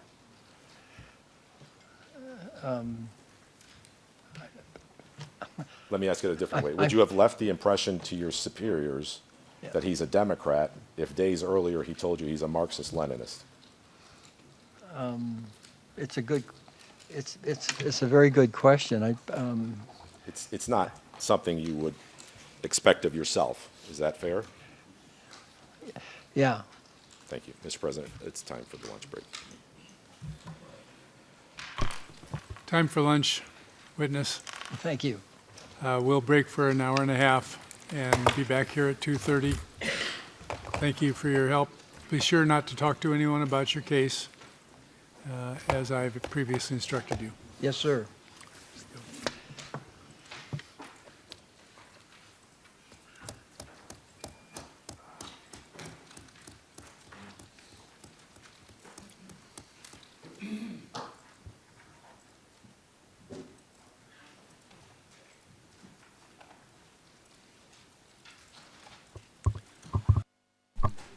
We're adjourned until 2:30. All right. I'm sorry, Mr. Ferdinand. Yeah, sorry, I don't mean to keep expanding my logistical questions to you, but in the interest of the staff who is involved in the next witness, if either now or at any stage today it becomes clear that the next witness will not be heard today, we would be grateful if you could give an indication. I'm not sure whether we can take time estimates or... I think it's safe to say I'm going to be a while with him, and I have 3 other people behind me, so I think it's safe to say he's not going to testify. Let me just ask, are all 3 of you, other than Mr. Misitich, having questions? I do have some questions, yes. I hope they won't take very long, but I do have some questions. I may have some, Your Honour, not very many, but also obviously depends on what's asked before. I do, yes, and it will take some time. I think that gives you an answer, doesn't it? It sounds to me like you're going to have a hard time getting to your next witness today. It sounds to me too. So clearly, if we allow the staff involved in that next witness to go on an Easter break a bit earlier today, then we can't recall that. So I'm looking to you if you feel that's a fair conclusion at this point. Well, let me just speak to that a little bit more. This witness can be available next week if necessary, but not until Wednesday, not because of him, but because of his associate from the U.S. Embassy. She's not available. So if we can probably take your next witness starting on Monday. Tuesday, and do as much as we can. And then we'll interrupt him and do this witness on Wednesday and then go back to your witness again. That sounds good, but And yes, I would say you should probably release this witness today. Okay. All right, we'll adjourn until 2:30. All right.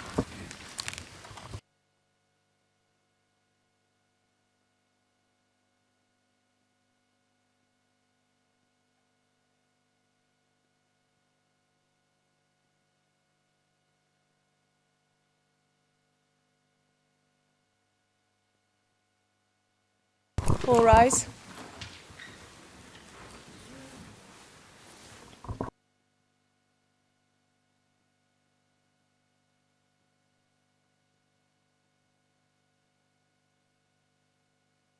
Be seated.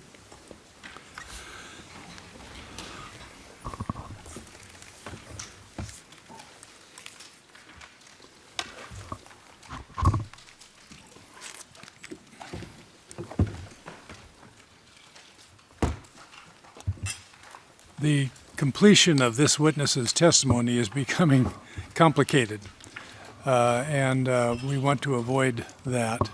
We're not sure about how next week will work out, so I'm going to urge you to just try your best to get in what you need today so that we can finish with him today if at all possible. And I know that's asking a lot, but focus your questioning as much as possible on what you find to be important. We'll do our best, and thank you for your attention to everything.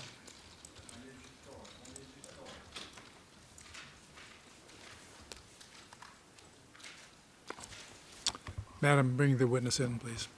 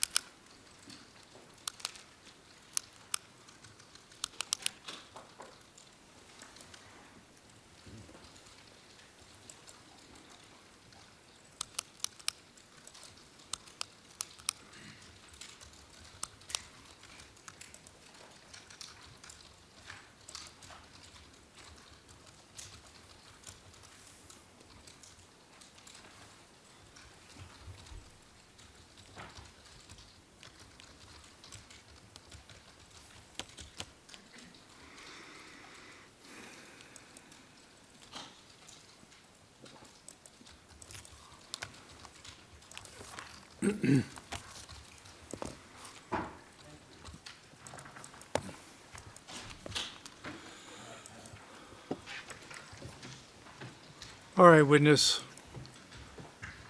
Mr. Burns, we are ready to begin. I want to caution you that we're trying to move along so we can finish up with your testimony. So answer your questions as much as possible with yes or no. Listen to the question closely and just answer what's asked. Go ahead, Mr. Misitich. Thank you, Mr. President. Good afternoon again, Mr. Burns. Thank you. I want to turn to some questions that Judge Bartha asked you beginning at transcript page 140 yesterday, lines 18 to 22. You told Judge Bartha that George Deadeye and Agim Krasniqi told you that Hashim Thaçi was the one giving orders and directing the operation, the exercise. And then at transcript page 14023 to 14118, you went on to tell Judge Bartha that it was your judgment that the general staff was involved or directed this incident because Mr. Thaçi was the political director in the general staff, and therefore he apparently was in charge of the Chires operation, and therefore it was an operation directed by the general staff as part of the, in a way, the political conflict that was growing between the UÇK and the LDK. Do you recall answering that yesterday? I do. Okay. First, witness, do you know when Mr. Thaçi became the director of the political director of the KLA? No, I don't. Okay. Would it surprise you to learn that he became the political director on the 2nd of November, 1998? Not really. Okay.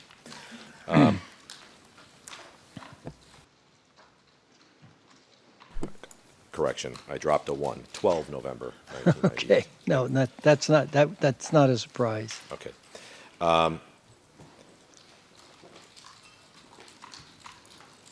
So you say that he was one of the political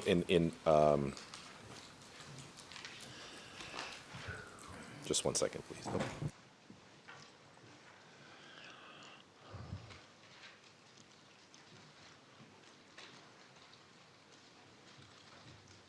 Now, witness, again, I think we've established you knew that these cables that you write would go to the senior officials in the Department of State, correct? Yes. Okay.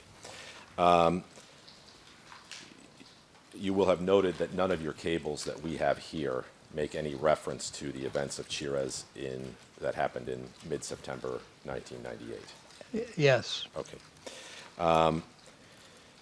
You met with Mr. Thaçi at the end of October, and yesterday said you spent hours with him, and this is part of that conversation where you say he talked to you about Marxism and Leninism. Yes. Okay.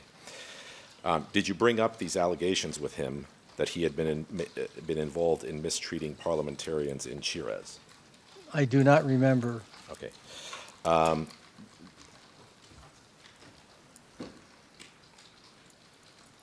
As part of your operating procedure as a member of KDOM, would it have been something that you would bring up with Mr. Thaçi in the ordinary course? Yes, and may I modify my previous answer? Yeah. The reason I wouldn't have brought that up was I didn't know I was meeting with Mr. Thaçi at the time. Well, you didn't know, but you came to know when you met with him in late October that you were meeting with Hashim Thaçi. I guess so, but yes. Okay. So, and your testimony is that you were told a month earlier that Hashim Thaçi, the political director, was organizing all of this, and then you go meet him face to face. We have no evidence that you actually had any conversation with him about that. That's right. Okay.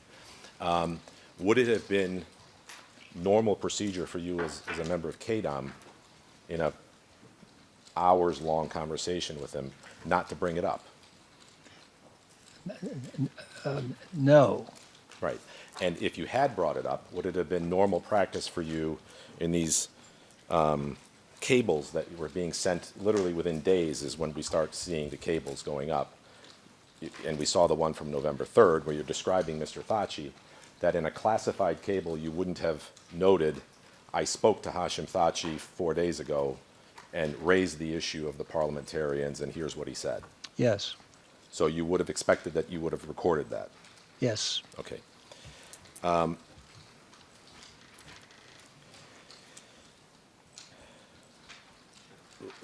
This is again related to Chirez. Would you agree with me first, I'm laying some foundation here, that Mr. Thaçi's international status was very much elevated by the United States? Yes, And it was elevated by meeting with people, including the Secretary of State, yes, Richard Holbrooke, yes, Ambassador Hill. yes. Okay. Do you agree with me that it is implausible that you would have allowed the government of the United States, the Secretary of State, Ambassador Hill, and others to elevate Mr. Thaçi's international status without telling them that you've heard from two people that he was involved in the mistreatment of parliamentarians in only months earlier? Could you rephrase that? I'm tired, I'm sorry. I don't blame you at all. I'm going to put my case to you. It is implausible, and I say that because you are a very competent diplomat, I think we all agree here, that had you been told in September of 1998 that Hashim Thaçi was involved in the mistreatment of parliamentarians, you wouldn't have been just stood by watching as the Department of State, including the Secretary of State, was elevating his international status without telling someone in the Department of State, this guy was involved in the mistreatment of parliamentarians only months earlier. Yes, You agree with that proposition? Okay.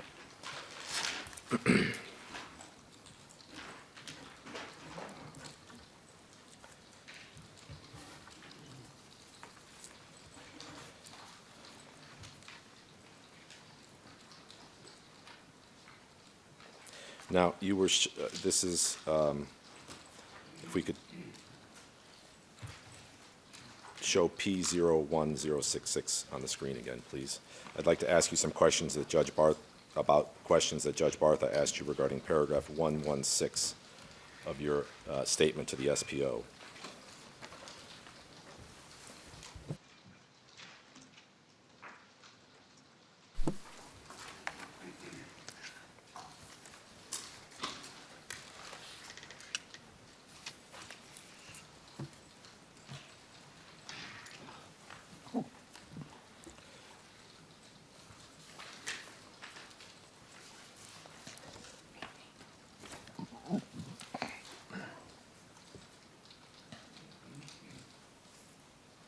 Yes.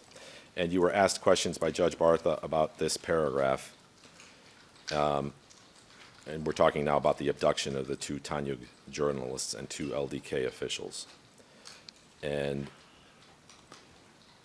you say, I do not know, in the middle of paragraph 116, I do not know who the Troika contacted to get them released, although the Troika said they needed to talk to the general staff, and I assume it was the general staff who gave permission for their release. In particular, I assume that it would have been Haliti, Sula, or Thaçi that gave permission. Sorry, could I just, for the record and for counsel, because this may shorten this, point out a correction in 120? That's what I'm about to do. Okay, yeah. thank you. So, now you answered affirmatively to Judge Bartha that you stand by that, and let me take you now to P1088, which is notes of the corrections you made with the prosecutor last week concerning the entire statement, but I want to draw your attention to what you said regarding paragraph 116. And I do want to note for the record that I appreciate the intervention yesterday by the prosecutor to note this and again today.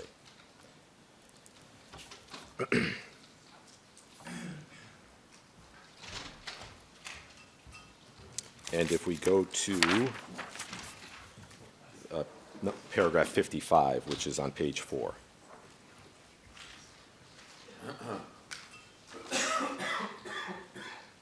And what you told the prosecutor last week and affirmed as your testimony here on Monday is my assumption about Haliti, Thaçi, or Sula giving permission for the release is retrospective.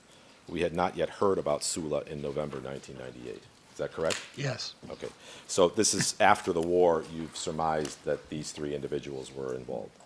After what? After the war, after the conflict ended. You're implying that I didn't know about Sulia's position until after the conflict ended? Well, I'm trying to figure out when exactly you started making this assumption. What I can tell you, he was introduced to me when we got on the plane to Rambouillet as the chief of the general staff. That's when I remember first learning about it. Right, but in terms of when you started to assume that these three had granted permission for the release of the two Tanyug journalists, it would have had to have been sometime after you met Sula at Rambouillet. Is that correct? I apologize. I don't understand the timing. Okay, that's all right. I'll move on. No, I'd rather finish it up because I'm confused too. Okay, so you say that it's an assumption you're making that Haliti, Thaçi, or Sula gave permission for the release of the Tanyug journalists. Yes. Okay. I'm trying to figure out when you started to make that assumption, given Okay. that you didn't even know Sula was in the general staff until you met him at Rambouillet. Okay, yeah. I'm sorry, I was confused on the timing and the fact that I learned about formally that Sulia was head of the general staff in, would have been February. Yes. Does that make it Not clear? really, but I'll move on. That's okay. Okay. Let's see. You were asked some, let me just ask one question, Mr. President.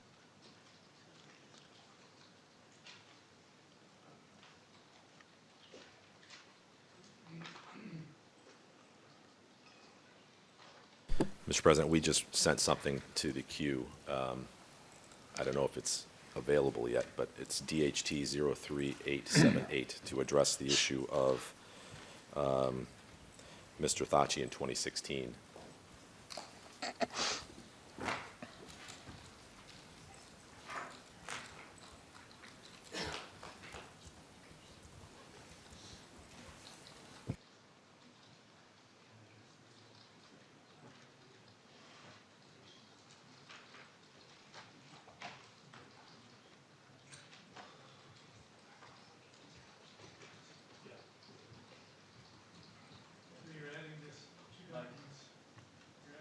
What's the reason for adding them?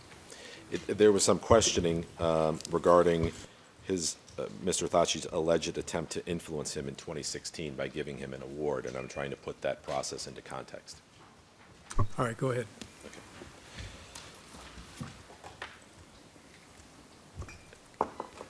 Yeah, if we could put that document on the screen, please. Witness, you've talked about yesterday the effort by Mr. Thaçi to award you in 2016, correct? Yes. And I believe yesterday you said you don't know, or his intentions may have been good, correct? That's right. Okay. Now, Mr. Thaçi became president in 2016 of Kosovo, correct? Yes. And therefore, as part of his duties, you would understand that presidents award foreign officials. That's right. Okay. So within his first year of his first term, I'm just showing you a list of international officials that Mr. Thaçi in 2016 and through 2020 issued awards to, and they would include people like George W. Bush and Senator Dole and others, and then there were people including that were, Sadako Ogata from UNHCR, Right. and yourself, you say, is one of the people that he tried to issue an award to. Is that correct? That's right. Okay. Mr. President, I would tender this document into evidence. No objection. Document is admitted and will be assigned an exhibit number. Your Honor's document with ERN DHT 03878 to DHT 03882, and its English translation will be assigned exhibit number 1D00127.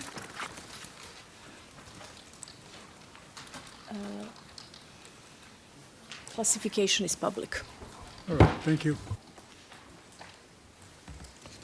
Thank you, Mr. President. Witness turning to Judge Matro's questions.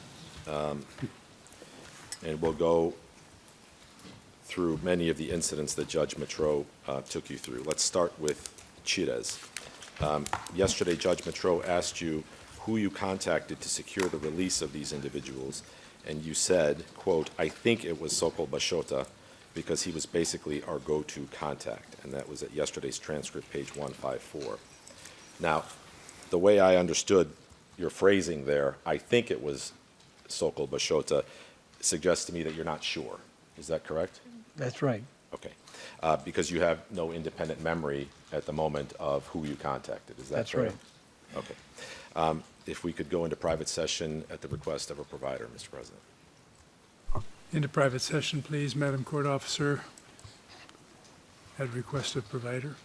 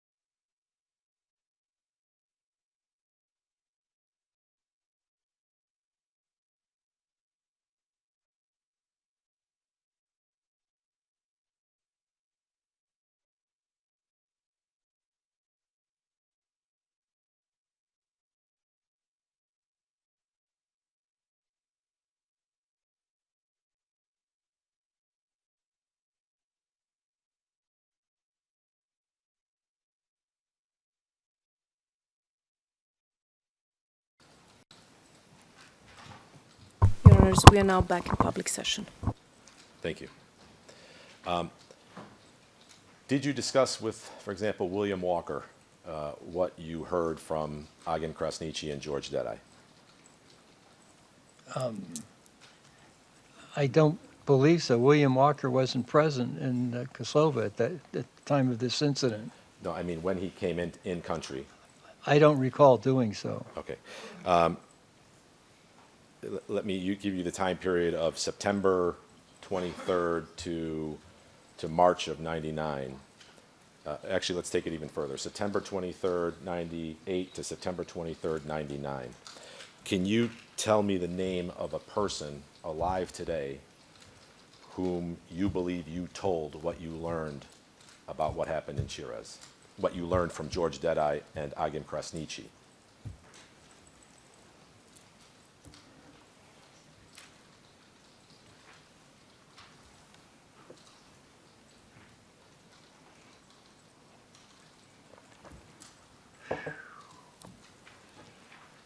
I simply don't remember. We obviously talked about it. I obviously talked about it with members of my team, the KDOM team. Who, can you give me a name? Ron Capps, Michael Dean. So if we contacted those people, you believe they should be able to verify that you told them what you Yes. learned from Dedai and Krasniqi, and you told them that in 1998? Yes, and I would add to that list the EU KDOM chief, Nick Turnbull, the British officer. What about Ambassador Hill? I don't remember. I just simply don't remember. How about Jamie Rubin? No, I had no contact with Jamie Rubin until Rambouillet. But I'm saying, I'm giving you a year. Oh yeah. I don't think so. I had contact with him at Rambouillet, but it was not.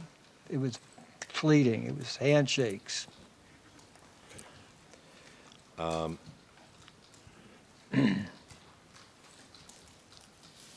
Let me take you to some testimony. Judge Matreau put documents to you yesterday regarding that you had not seen before.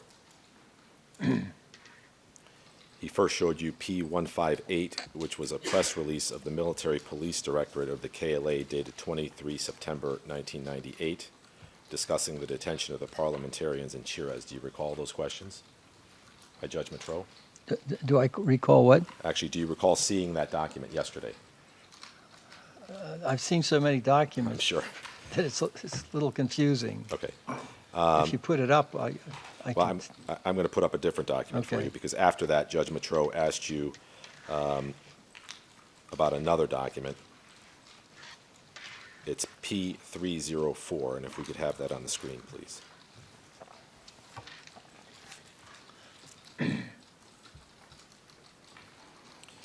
And yesterday's transcript, page 158, starting at line 9, Judge Matreau told you that this document pertains to this incident, referring to Chires, and then went on to say again that the press release says that the Directorate of the UÇK Intelligence Services possesses data about their activities, talking about the parliamentarians against the UÇK liberation struggles. And witness, so when Judge Matreau said that he was calling up this second press release pertaining to this incident and talking about parliamentarians, you understood that to mean the Chires parliamentarians incident that you had just been discussing, correct?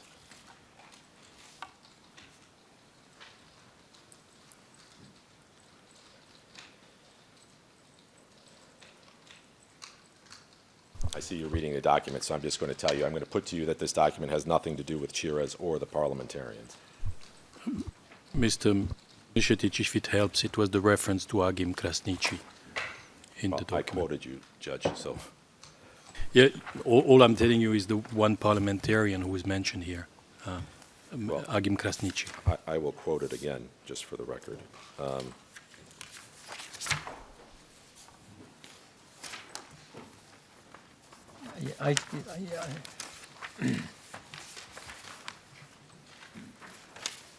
I see no reference to the Chires incident here.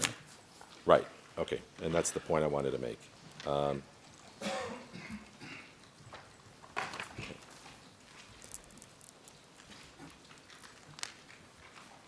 Now, if you look at the date of the document, it's 4 November 1998. Yes? Yes. And Mr. Dedai and Mr. Krasniqi were released on the 23rd of September 1998, correct? Yes. So the only way, and your testimony earlier in this trial was that you believe you were told by both Dedai and Krasniqi sometime in the days after their release about this incident, correct? Yes. Okay. And this is when they expressed to you some concern about you revealing the KLA's involvement? Yes. Okay. Now, this article couldn't have impacted what they told you in September unless they were clairvoyant, correct? You agree with me?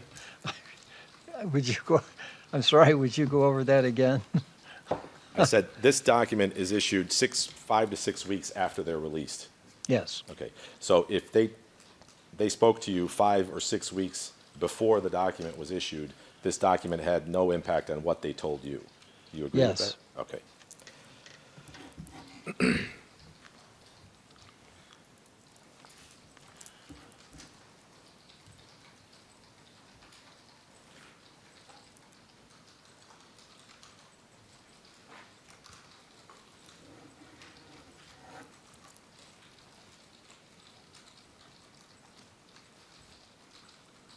Okay.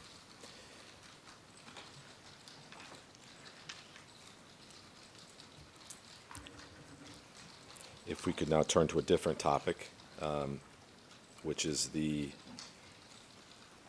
detention of Cendescu and Jakub Castrati.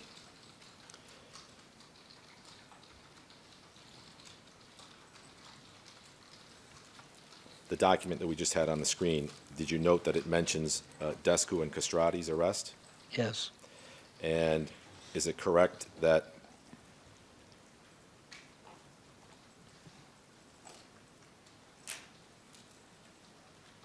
sorry, let me rephrase.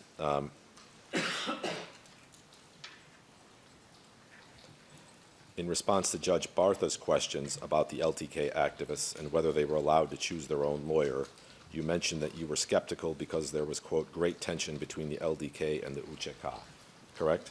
Yes, sir. Okay. There was an LPK wing of the KLA and a general staff wing of the KLA. Would you agree with that? No. Okay. Tell me why. Objection, Your Honor. That is a topic that has been discussed extensively. Overruled. Go ahead, answer the question. What is the question again, sir? Well, there was an LPK wing. Oh, LPK. I Yes. thought you said LDK. No, no, no. I'm sorry. I need to The speak into answer the is mic. Yes. Yes, okay, great. If we go to P01066 at paragraph 102, please.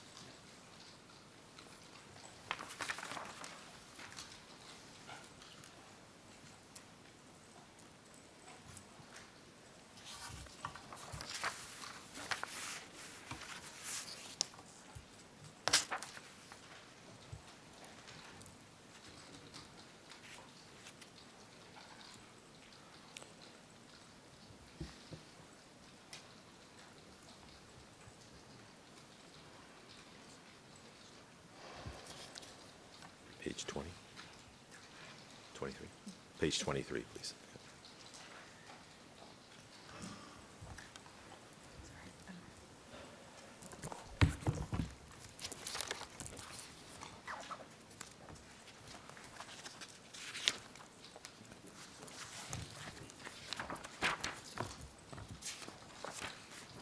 Sorry, page 21, beginning at page 21, at the bottom.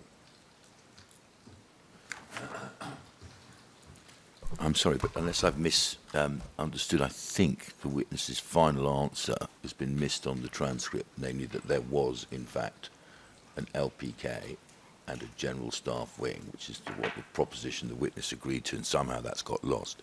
Okay. Just to make it clear on the transcript, you agree that there was an LPK wing and a KLA general staff wing in the KLA, correct? Yes. Thank you.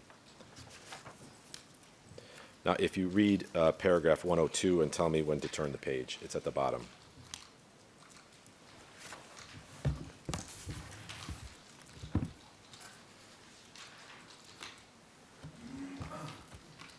Yes. And this is where you say that the,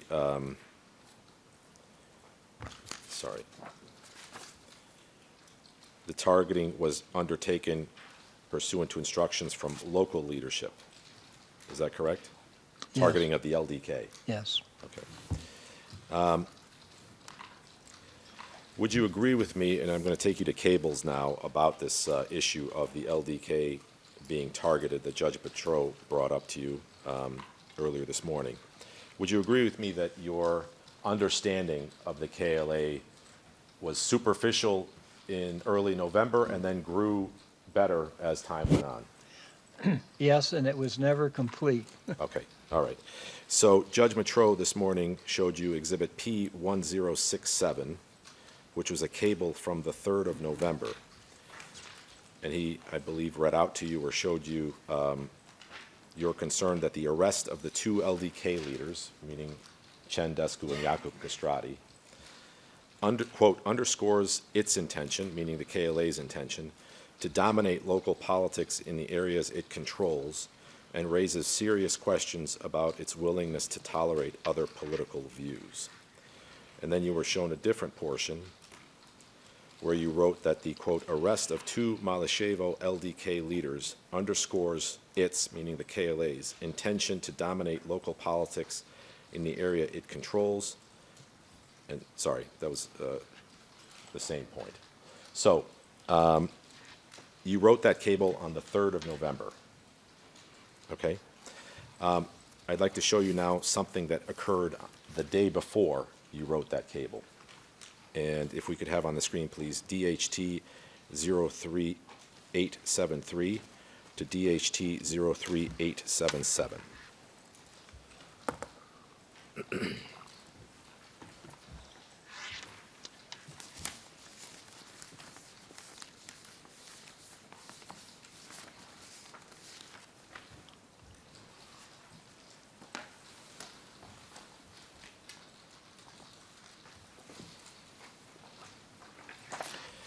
What I'm going to show you is a tentative agreement the day before you wrote that cable, where the KLA General Staff and FARC agree to a unification, tentatively agree to a unification of their forces.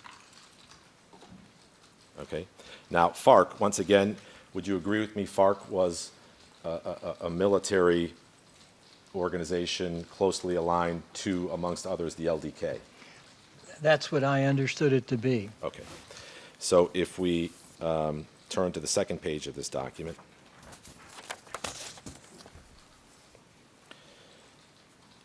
you can see that it says there were joint meetings between authorized representatives and officers finally on the 31st of October 1998 between KLA General Staff and FARC, right?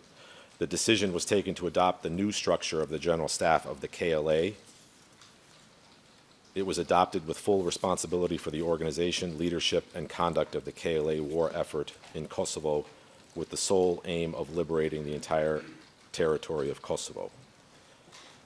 And then it says, a couple of paragraphs down, it is required that the Kosovo political and national structure support the just war of our people under the leadership of the KLA with the present structure of the General Staff. See the structure of the General Staff attached to this document on a separate paper. The decision authoritatively prevents any possibility to manipulate the will of the people for freedom, conscious that only by fully bringing together the entirety of its potential and energies and the brotherly support of the mother state and the principled support of other freedom-loving peoples will lead to the realization of our objective to be independent according to the standards of the civilized world. And then it says as a PS, in order for it to become final, the present decision also requires the approval of the subsequent meeting to be held between Adam Demaci, Buyar Bakoshi, who was the Minister of Defense, who was the Prime Minister, right? The KLA representative, and Halil Bitsai. And the signatures on the bottom include Bislam Zarapi and Kadri Vaseli. Do you see that on one side? And for the Ministry of Defense, which would be of the Bakoshi government, Halil Bitsai and Jafar Yashari. Do you see that? I do. And if we go to the last page,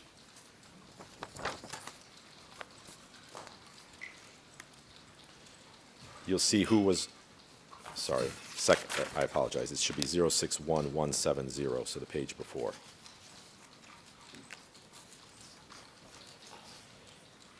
You'll see who was proposed to be the various spots in the new proposed General Staff And do you recognize any people, let's say, from the FARC in this?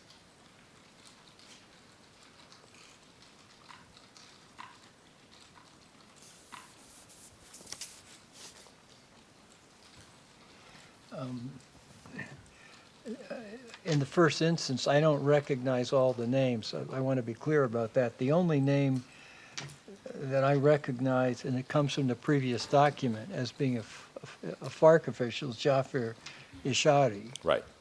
So what I'm suggesting to you is the day before you wrote a cable concerning,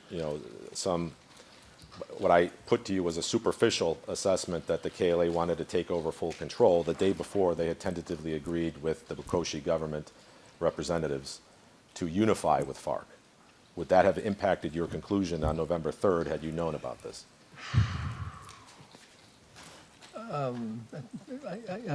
It certainly would have. Okay. Thank you, Mr. Burns. Was this actually? I found this document fascinating. I never even heard about this agreement. Okay. Which shows how perhaps how out of it we were. Okay. Let me continue.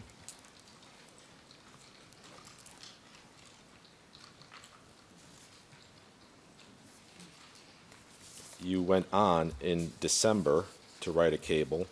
And if we could have P01069 on the screen, please, at 075331.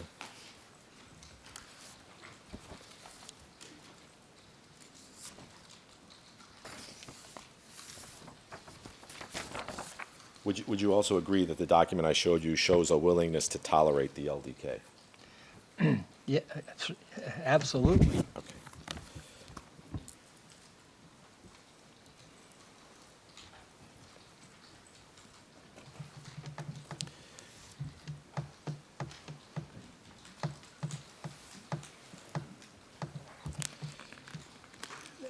May I add one point? Sure.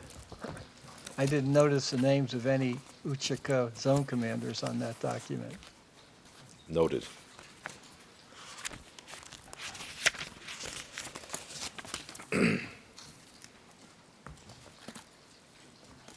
And if we go to the bottom of the page, please.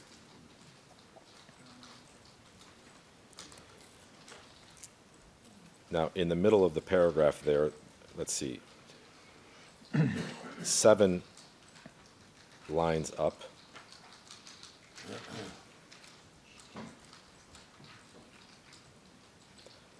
It discusses tension with the LPK leadership in Europe. In an effort to outflank the LPK, the KLA General Headquarters has been quietly trying to make up with Bukoshi, in particular to obtain financial support from him, and is also working discreetly to build bridges with the LDK, even with Rugova and the other Kosovar Albanian political forces. In the countryside, U.S. KDOM has frequently found that the KLA and LDK share the same, if we could turn the page. Your Honor, I note that this specific passage from this specific page has been put to the witness by this counsel, transcript page 13660. Again, it's not a new matter. Judge, I'm trying to set up my next question to ask him, which was, yes? Would you tell me again what the date of the cable is? 18 December. 18 Yes. December, okay. Yeah. Thank you. So you can read it to yourself, but I have some questions for you. Yep, please. Okay. Did you finish reading it? Um, The second page on the top. No, I haven't. Okay. Yes. Okay. So at some point between the 3rd of November and the 18th of December, you came to learn of these attempts by the General Staff to build bridges to the LDK, correct? Yes. Objection, Your Honor. Asked and answered beyond the scope. Overruled. It was raised. Go ahead. And my question for you now is, was there something in particular that occurred between the 3rd of November and 18 December that would have caused it, or was this something that you just weren't aware of in November and came to be aware of in December?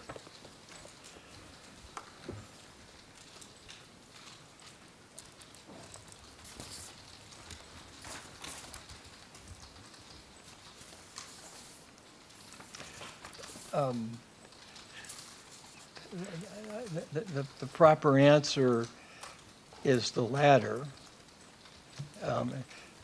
But may I speculate for? We generally don't like when I know witnesses that. speculate. That's why I asked. Okay, but go ahead. My speculation is that Larry Rawson, about whom we've heard many things already in the course of the testimony, and Jamie Rubin were meeting with senior Uçaka officials in Western Europe during this time. And those officials included, in particular, Hashim Thaçi. And they were pushing for unity and cooperation, among other things. But they were pushing for cooperation between the LDK and the LPK and / Uçaka. That's again my speculation. No one told me that. Okay. You were shown. Well, I'll skip this question. Turning to the case of Goran Zbilic, you were asked by Judge Matrode to interpret Mr. Damaci's words at a press conference about whether Remy needed to go to the General Staff for approval. Now, I'll put to you that the truth is that you don't know whether Mr. Thaçi was being truthful in that press conference or whether that he, too, wanted to create an image of a proper vertically organized army. Do you? I would agree with that. Okay. Well, you are aware that Mr. Thaçi and Remy worked together to topple Azam Sula in February and install Suleiman Salimi. Is that correct? Yes.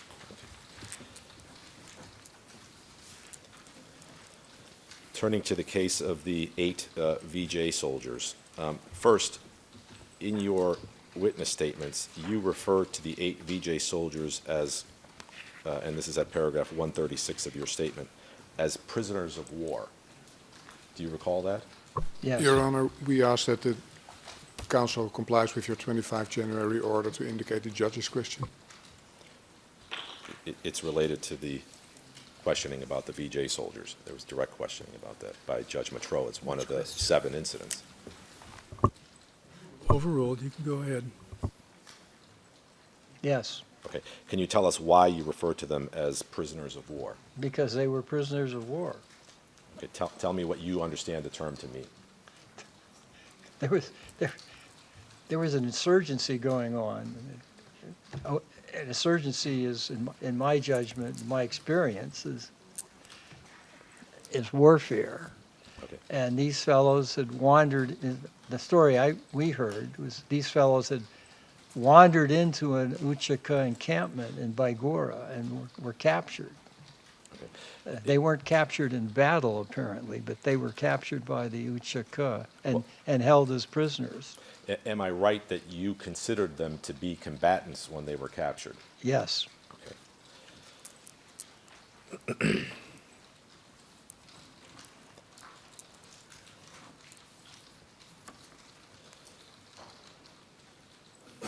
Mr. President, at the request of a provider, I ask that we move into private session.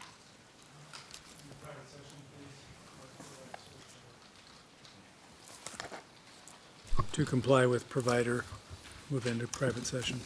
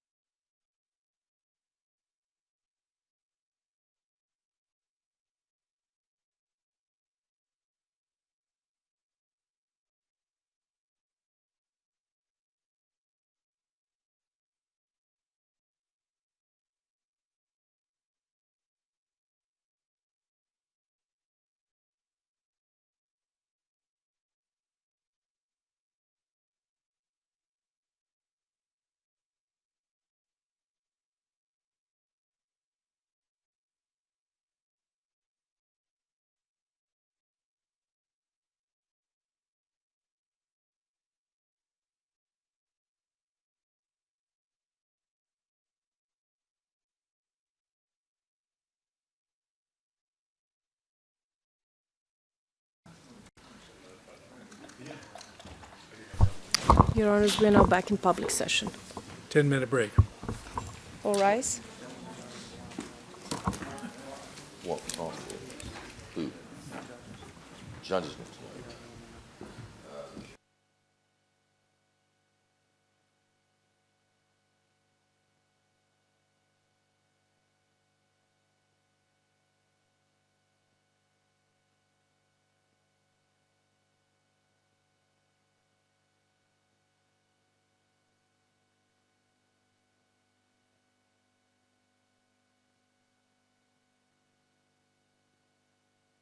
All rise.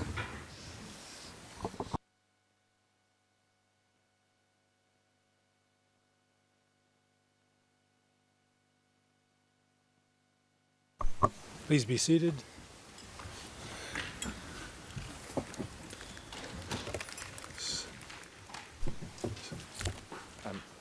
So what's the decision from the left side of the room? Your Honour, I don't believe we can be finished today, I'm afraid.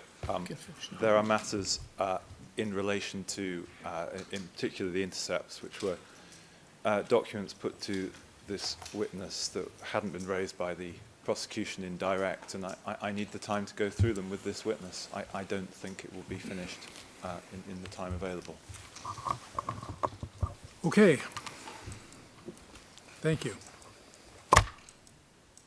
Please bring the witness in. Your Honor, as a housekeeping matter then, on the reserve witness for next week, having heard the time estimates and what you have communicated earlier, we would propose that we will not ask for video link to be prepared for next week, given the resources involved in this. And it sounds like it's unlikely that we will be examining more than this witness and the next witness next week. Understood, and I think I agree with you, Mr. Fernandez. So we will plan on that, and you can release the witness for next week.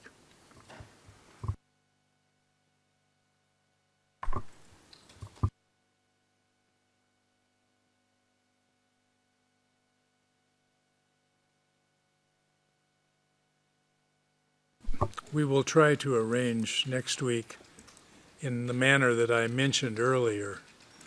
I'm not sure yet, and so Tuesday morning, I can't guarantee who's going to be here. This gentleman will not be here Tuesday morning so far, unless the embassy comes up with an alternative to his associate. So we'll try to finish that up today so we know, so you can all plan on what's going to happen on Tuesday. Before we go further, we cannot reasonably say we will be finished with you today. And we are planning for next week. And Tuesday would work for us, or Wednesday, either one, but we need to know what day. I think the problem is you have another commitment. Is there somebody else that can take part? Your Honor, I've asked Washington. I don't know. Yeah, try the mic. I've asked Washington if there's somebody who might be able. Unfortunately, the embassy is quite thinly staffed next week, and we just have a conflict on Tuesday. But I've asked if somebody could participate. I'm not hearing you. Oh. Oh, apologies, Your Honor. I've asked if somebody from Washington could participate remotely, and I just haven't heard anything back yet, but unfortunately, the embassy has a conflict on Tuesday. You could be here Wednesday. That's correct, Your Honor. And is that a problem? Yes, I can be here Tuesday. I'm not, if we can finish on Tuesday, I want to go home.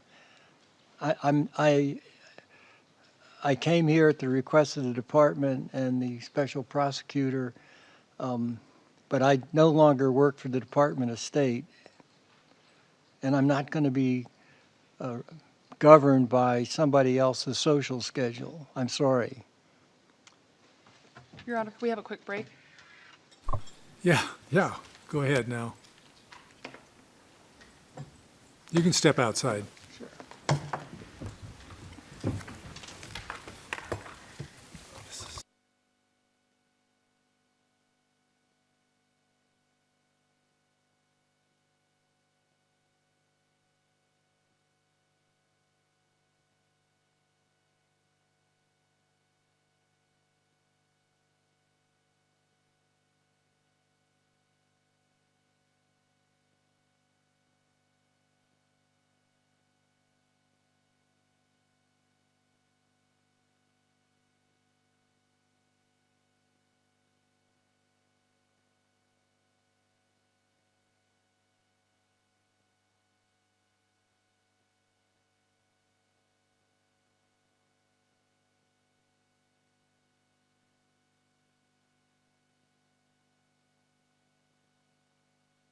Just occurs, and it's a suggestion from behind me, but there's no reason at all why Mr.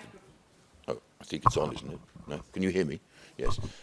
No reason at all why Mr. Burns can't complete his evidence remotely, if that can be arranged. He can go home now and then. I don't even know where he lives, so I don't know how difficult that is or whether it's possible, but we can explore Certainly, that. I don't think anybody on this side of the courtroom would remotely object to that. No, I don't think anybody would. Would you? I would not object to that. I think we will need, obviously, some time to arrange that video link, so we will have to see how quickly we can get that done. And obviously, there will be potentially timing issues, given that he will be across the ocean.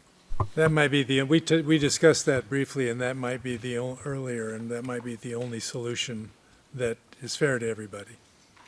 So we'll explore that as well. But I assume probably that would make it difficult for next week to have the video link arranged in the United States. I don't know. That is not something I can guarantee at this moment. Yeah. And registry would have to take part in that discussion. Thank you all for the suggestions, though.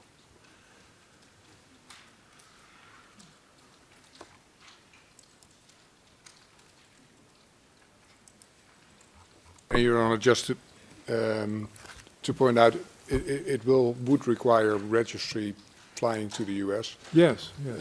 And it will have some logistical consequences. So if we could finish it with the witness here, I think that would be preferable. It probably wouldn't happen next week. We'd probably have to skip into the following week or something like that.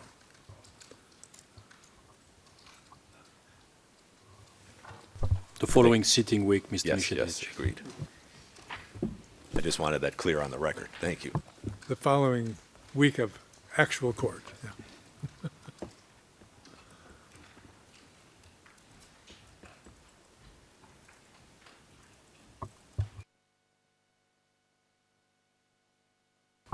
Your Honour, if I can actually just deal with a housekeeping matter while we're waiting. We just have an issue in relation to a requested extension of time to respond to prosecution notification of its upcoming witnesses and Rule 154 witnesses. So that's filings F2195 and F2196, which had deadlines for next week for us for the Tuesday the 2nd of April and the 4th of April, respectively. We've been in communication with the SPO just to ensure that they wouldn't object to an extension to our responses to both those filings. I will just explain. So we proposed by Monday the 8th of April to provide our comments on the first 10 witnesses listed in F2195, which will be the witnesses that will be heard in the next block, and the 3 reserve witnesses listed in the same filing. So that's time estimates as well as Rule 154 responses. And for the remaining witnesses listed in that filing by the 26th of April. We also received another filing this morning in relation to further Rule 154 witnesses. And so we have requested until the 26th of April to file the response to those. Again, with no objection from the prosecution. All right, we will prepare an order to that effect and have it on file as soon as possible. Thank you, Your Honour. Okay, he can come in. Witness may come in.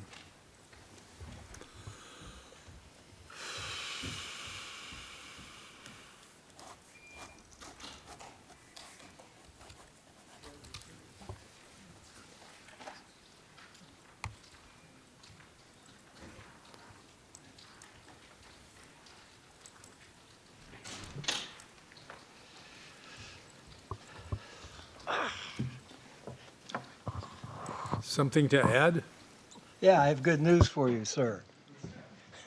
I misunderstood the circumstances, and I apologize for my sort of brutal remark. But I'm willing, under the circumstances that I understand well now, I am willing to, if we have to extend the testimony into next week, I'm willing to do it on Wednesday and not on Tuesday. Thank you very much, both of you, for this. Apologies, Your Honor, I'm just hearing back from Washington in real time. If it's possible and I can reach out to somebody to schedule for April 2nd, I will still try to make that happen. So I will have to potentially do that after 4:30 today. Tuesday, yes.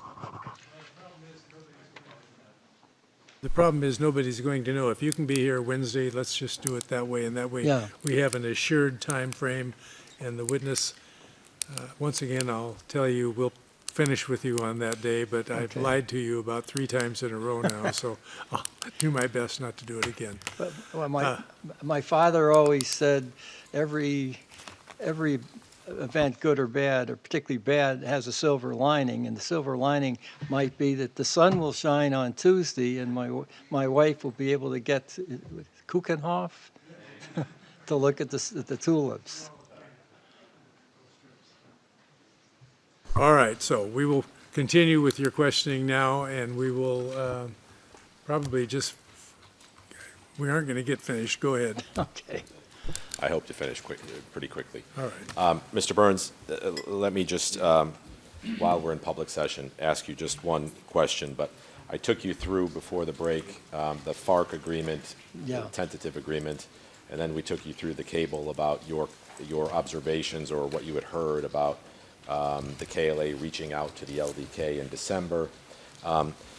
You are aware, are you not, that ultimately at Rambouillet it was not a KLA delegation, but it was a unified Albanian delegation that included President Rugova, Recep Chosia from LBD, and others, so that process wound up with a unified Kosovo-Albanian delegation in Rambouillet. Is that correct? That's correct. And let me just add an additional important point. It was the LDK that recommended that Hashim Thaçi lead the delegation. Okay. And how do you know that? I was there. Okay. All right. That's fair enough. Thank you. Okay. I just have to go into private session for a few more minutes, and hopefully will be finished by 4 or 4:05. So. Into private session, please. As requested by provider. Yes.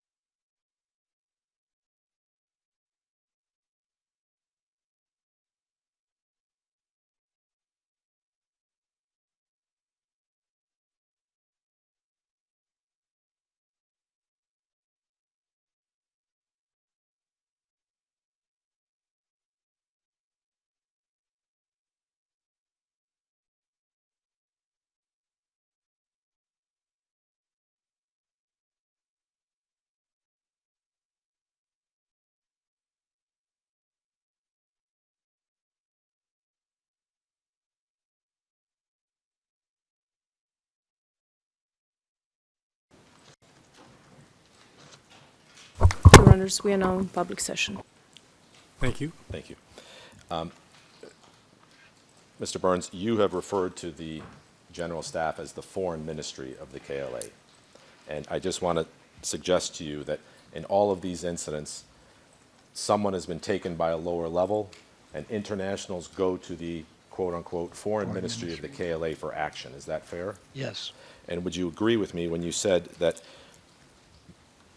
the internationals dealing with the General Staff, giving it an air of legitimacy, that pressure on the General Staff was something that could be used by the General Staff to influence people who had engaged in these actions to release people? Yes. Thank you very much, Mr. Burns, for your time, and I'm sorry it's taking so long. Thank you. Thank you, Mr. Mistich. Mr. Roberts? Nothing from me, Your Honor. All right. Mr. Ellis? Thank you, Your Honor.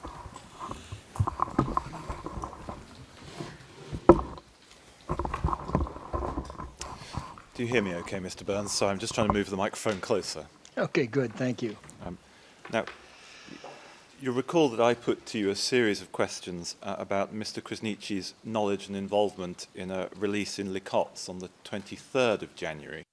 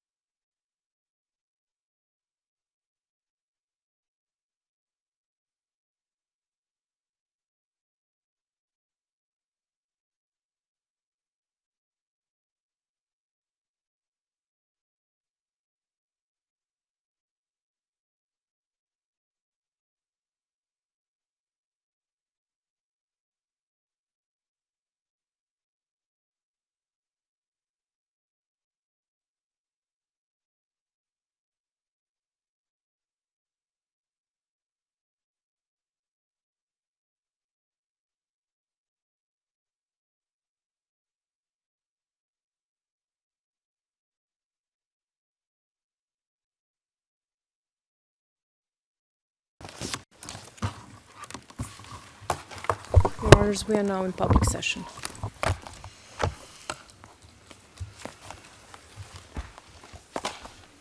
All right, thank you all. We are adjourned until Tuesday at 9, and we will have the next witness at that time.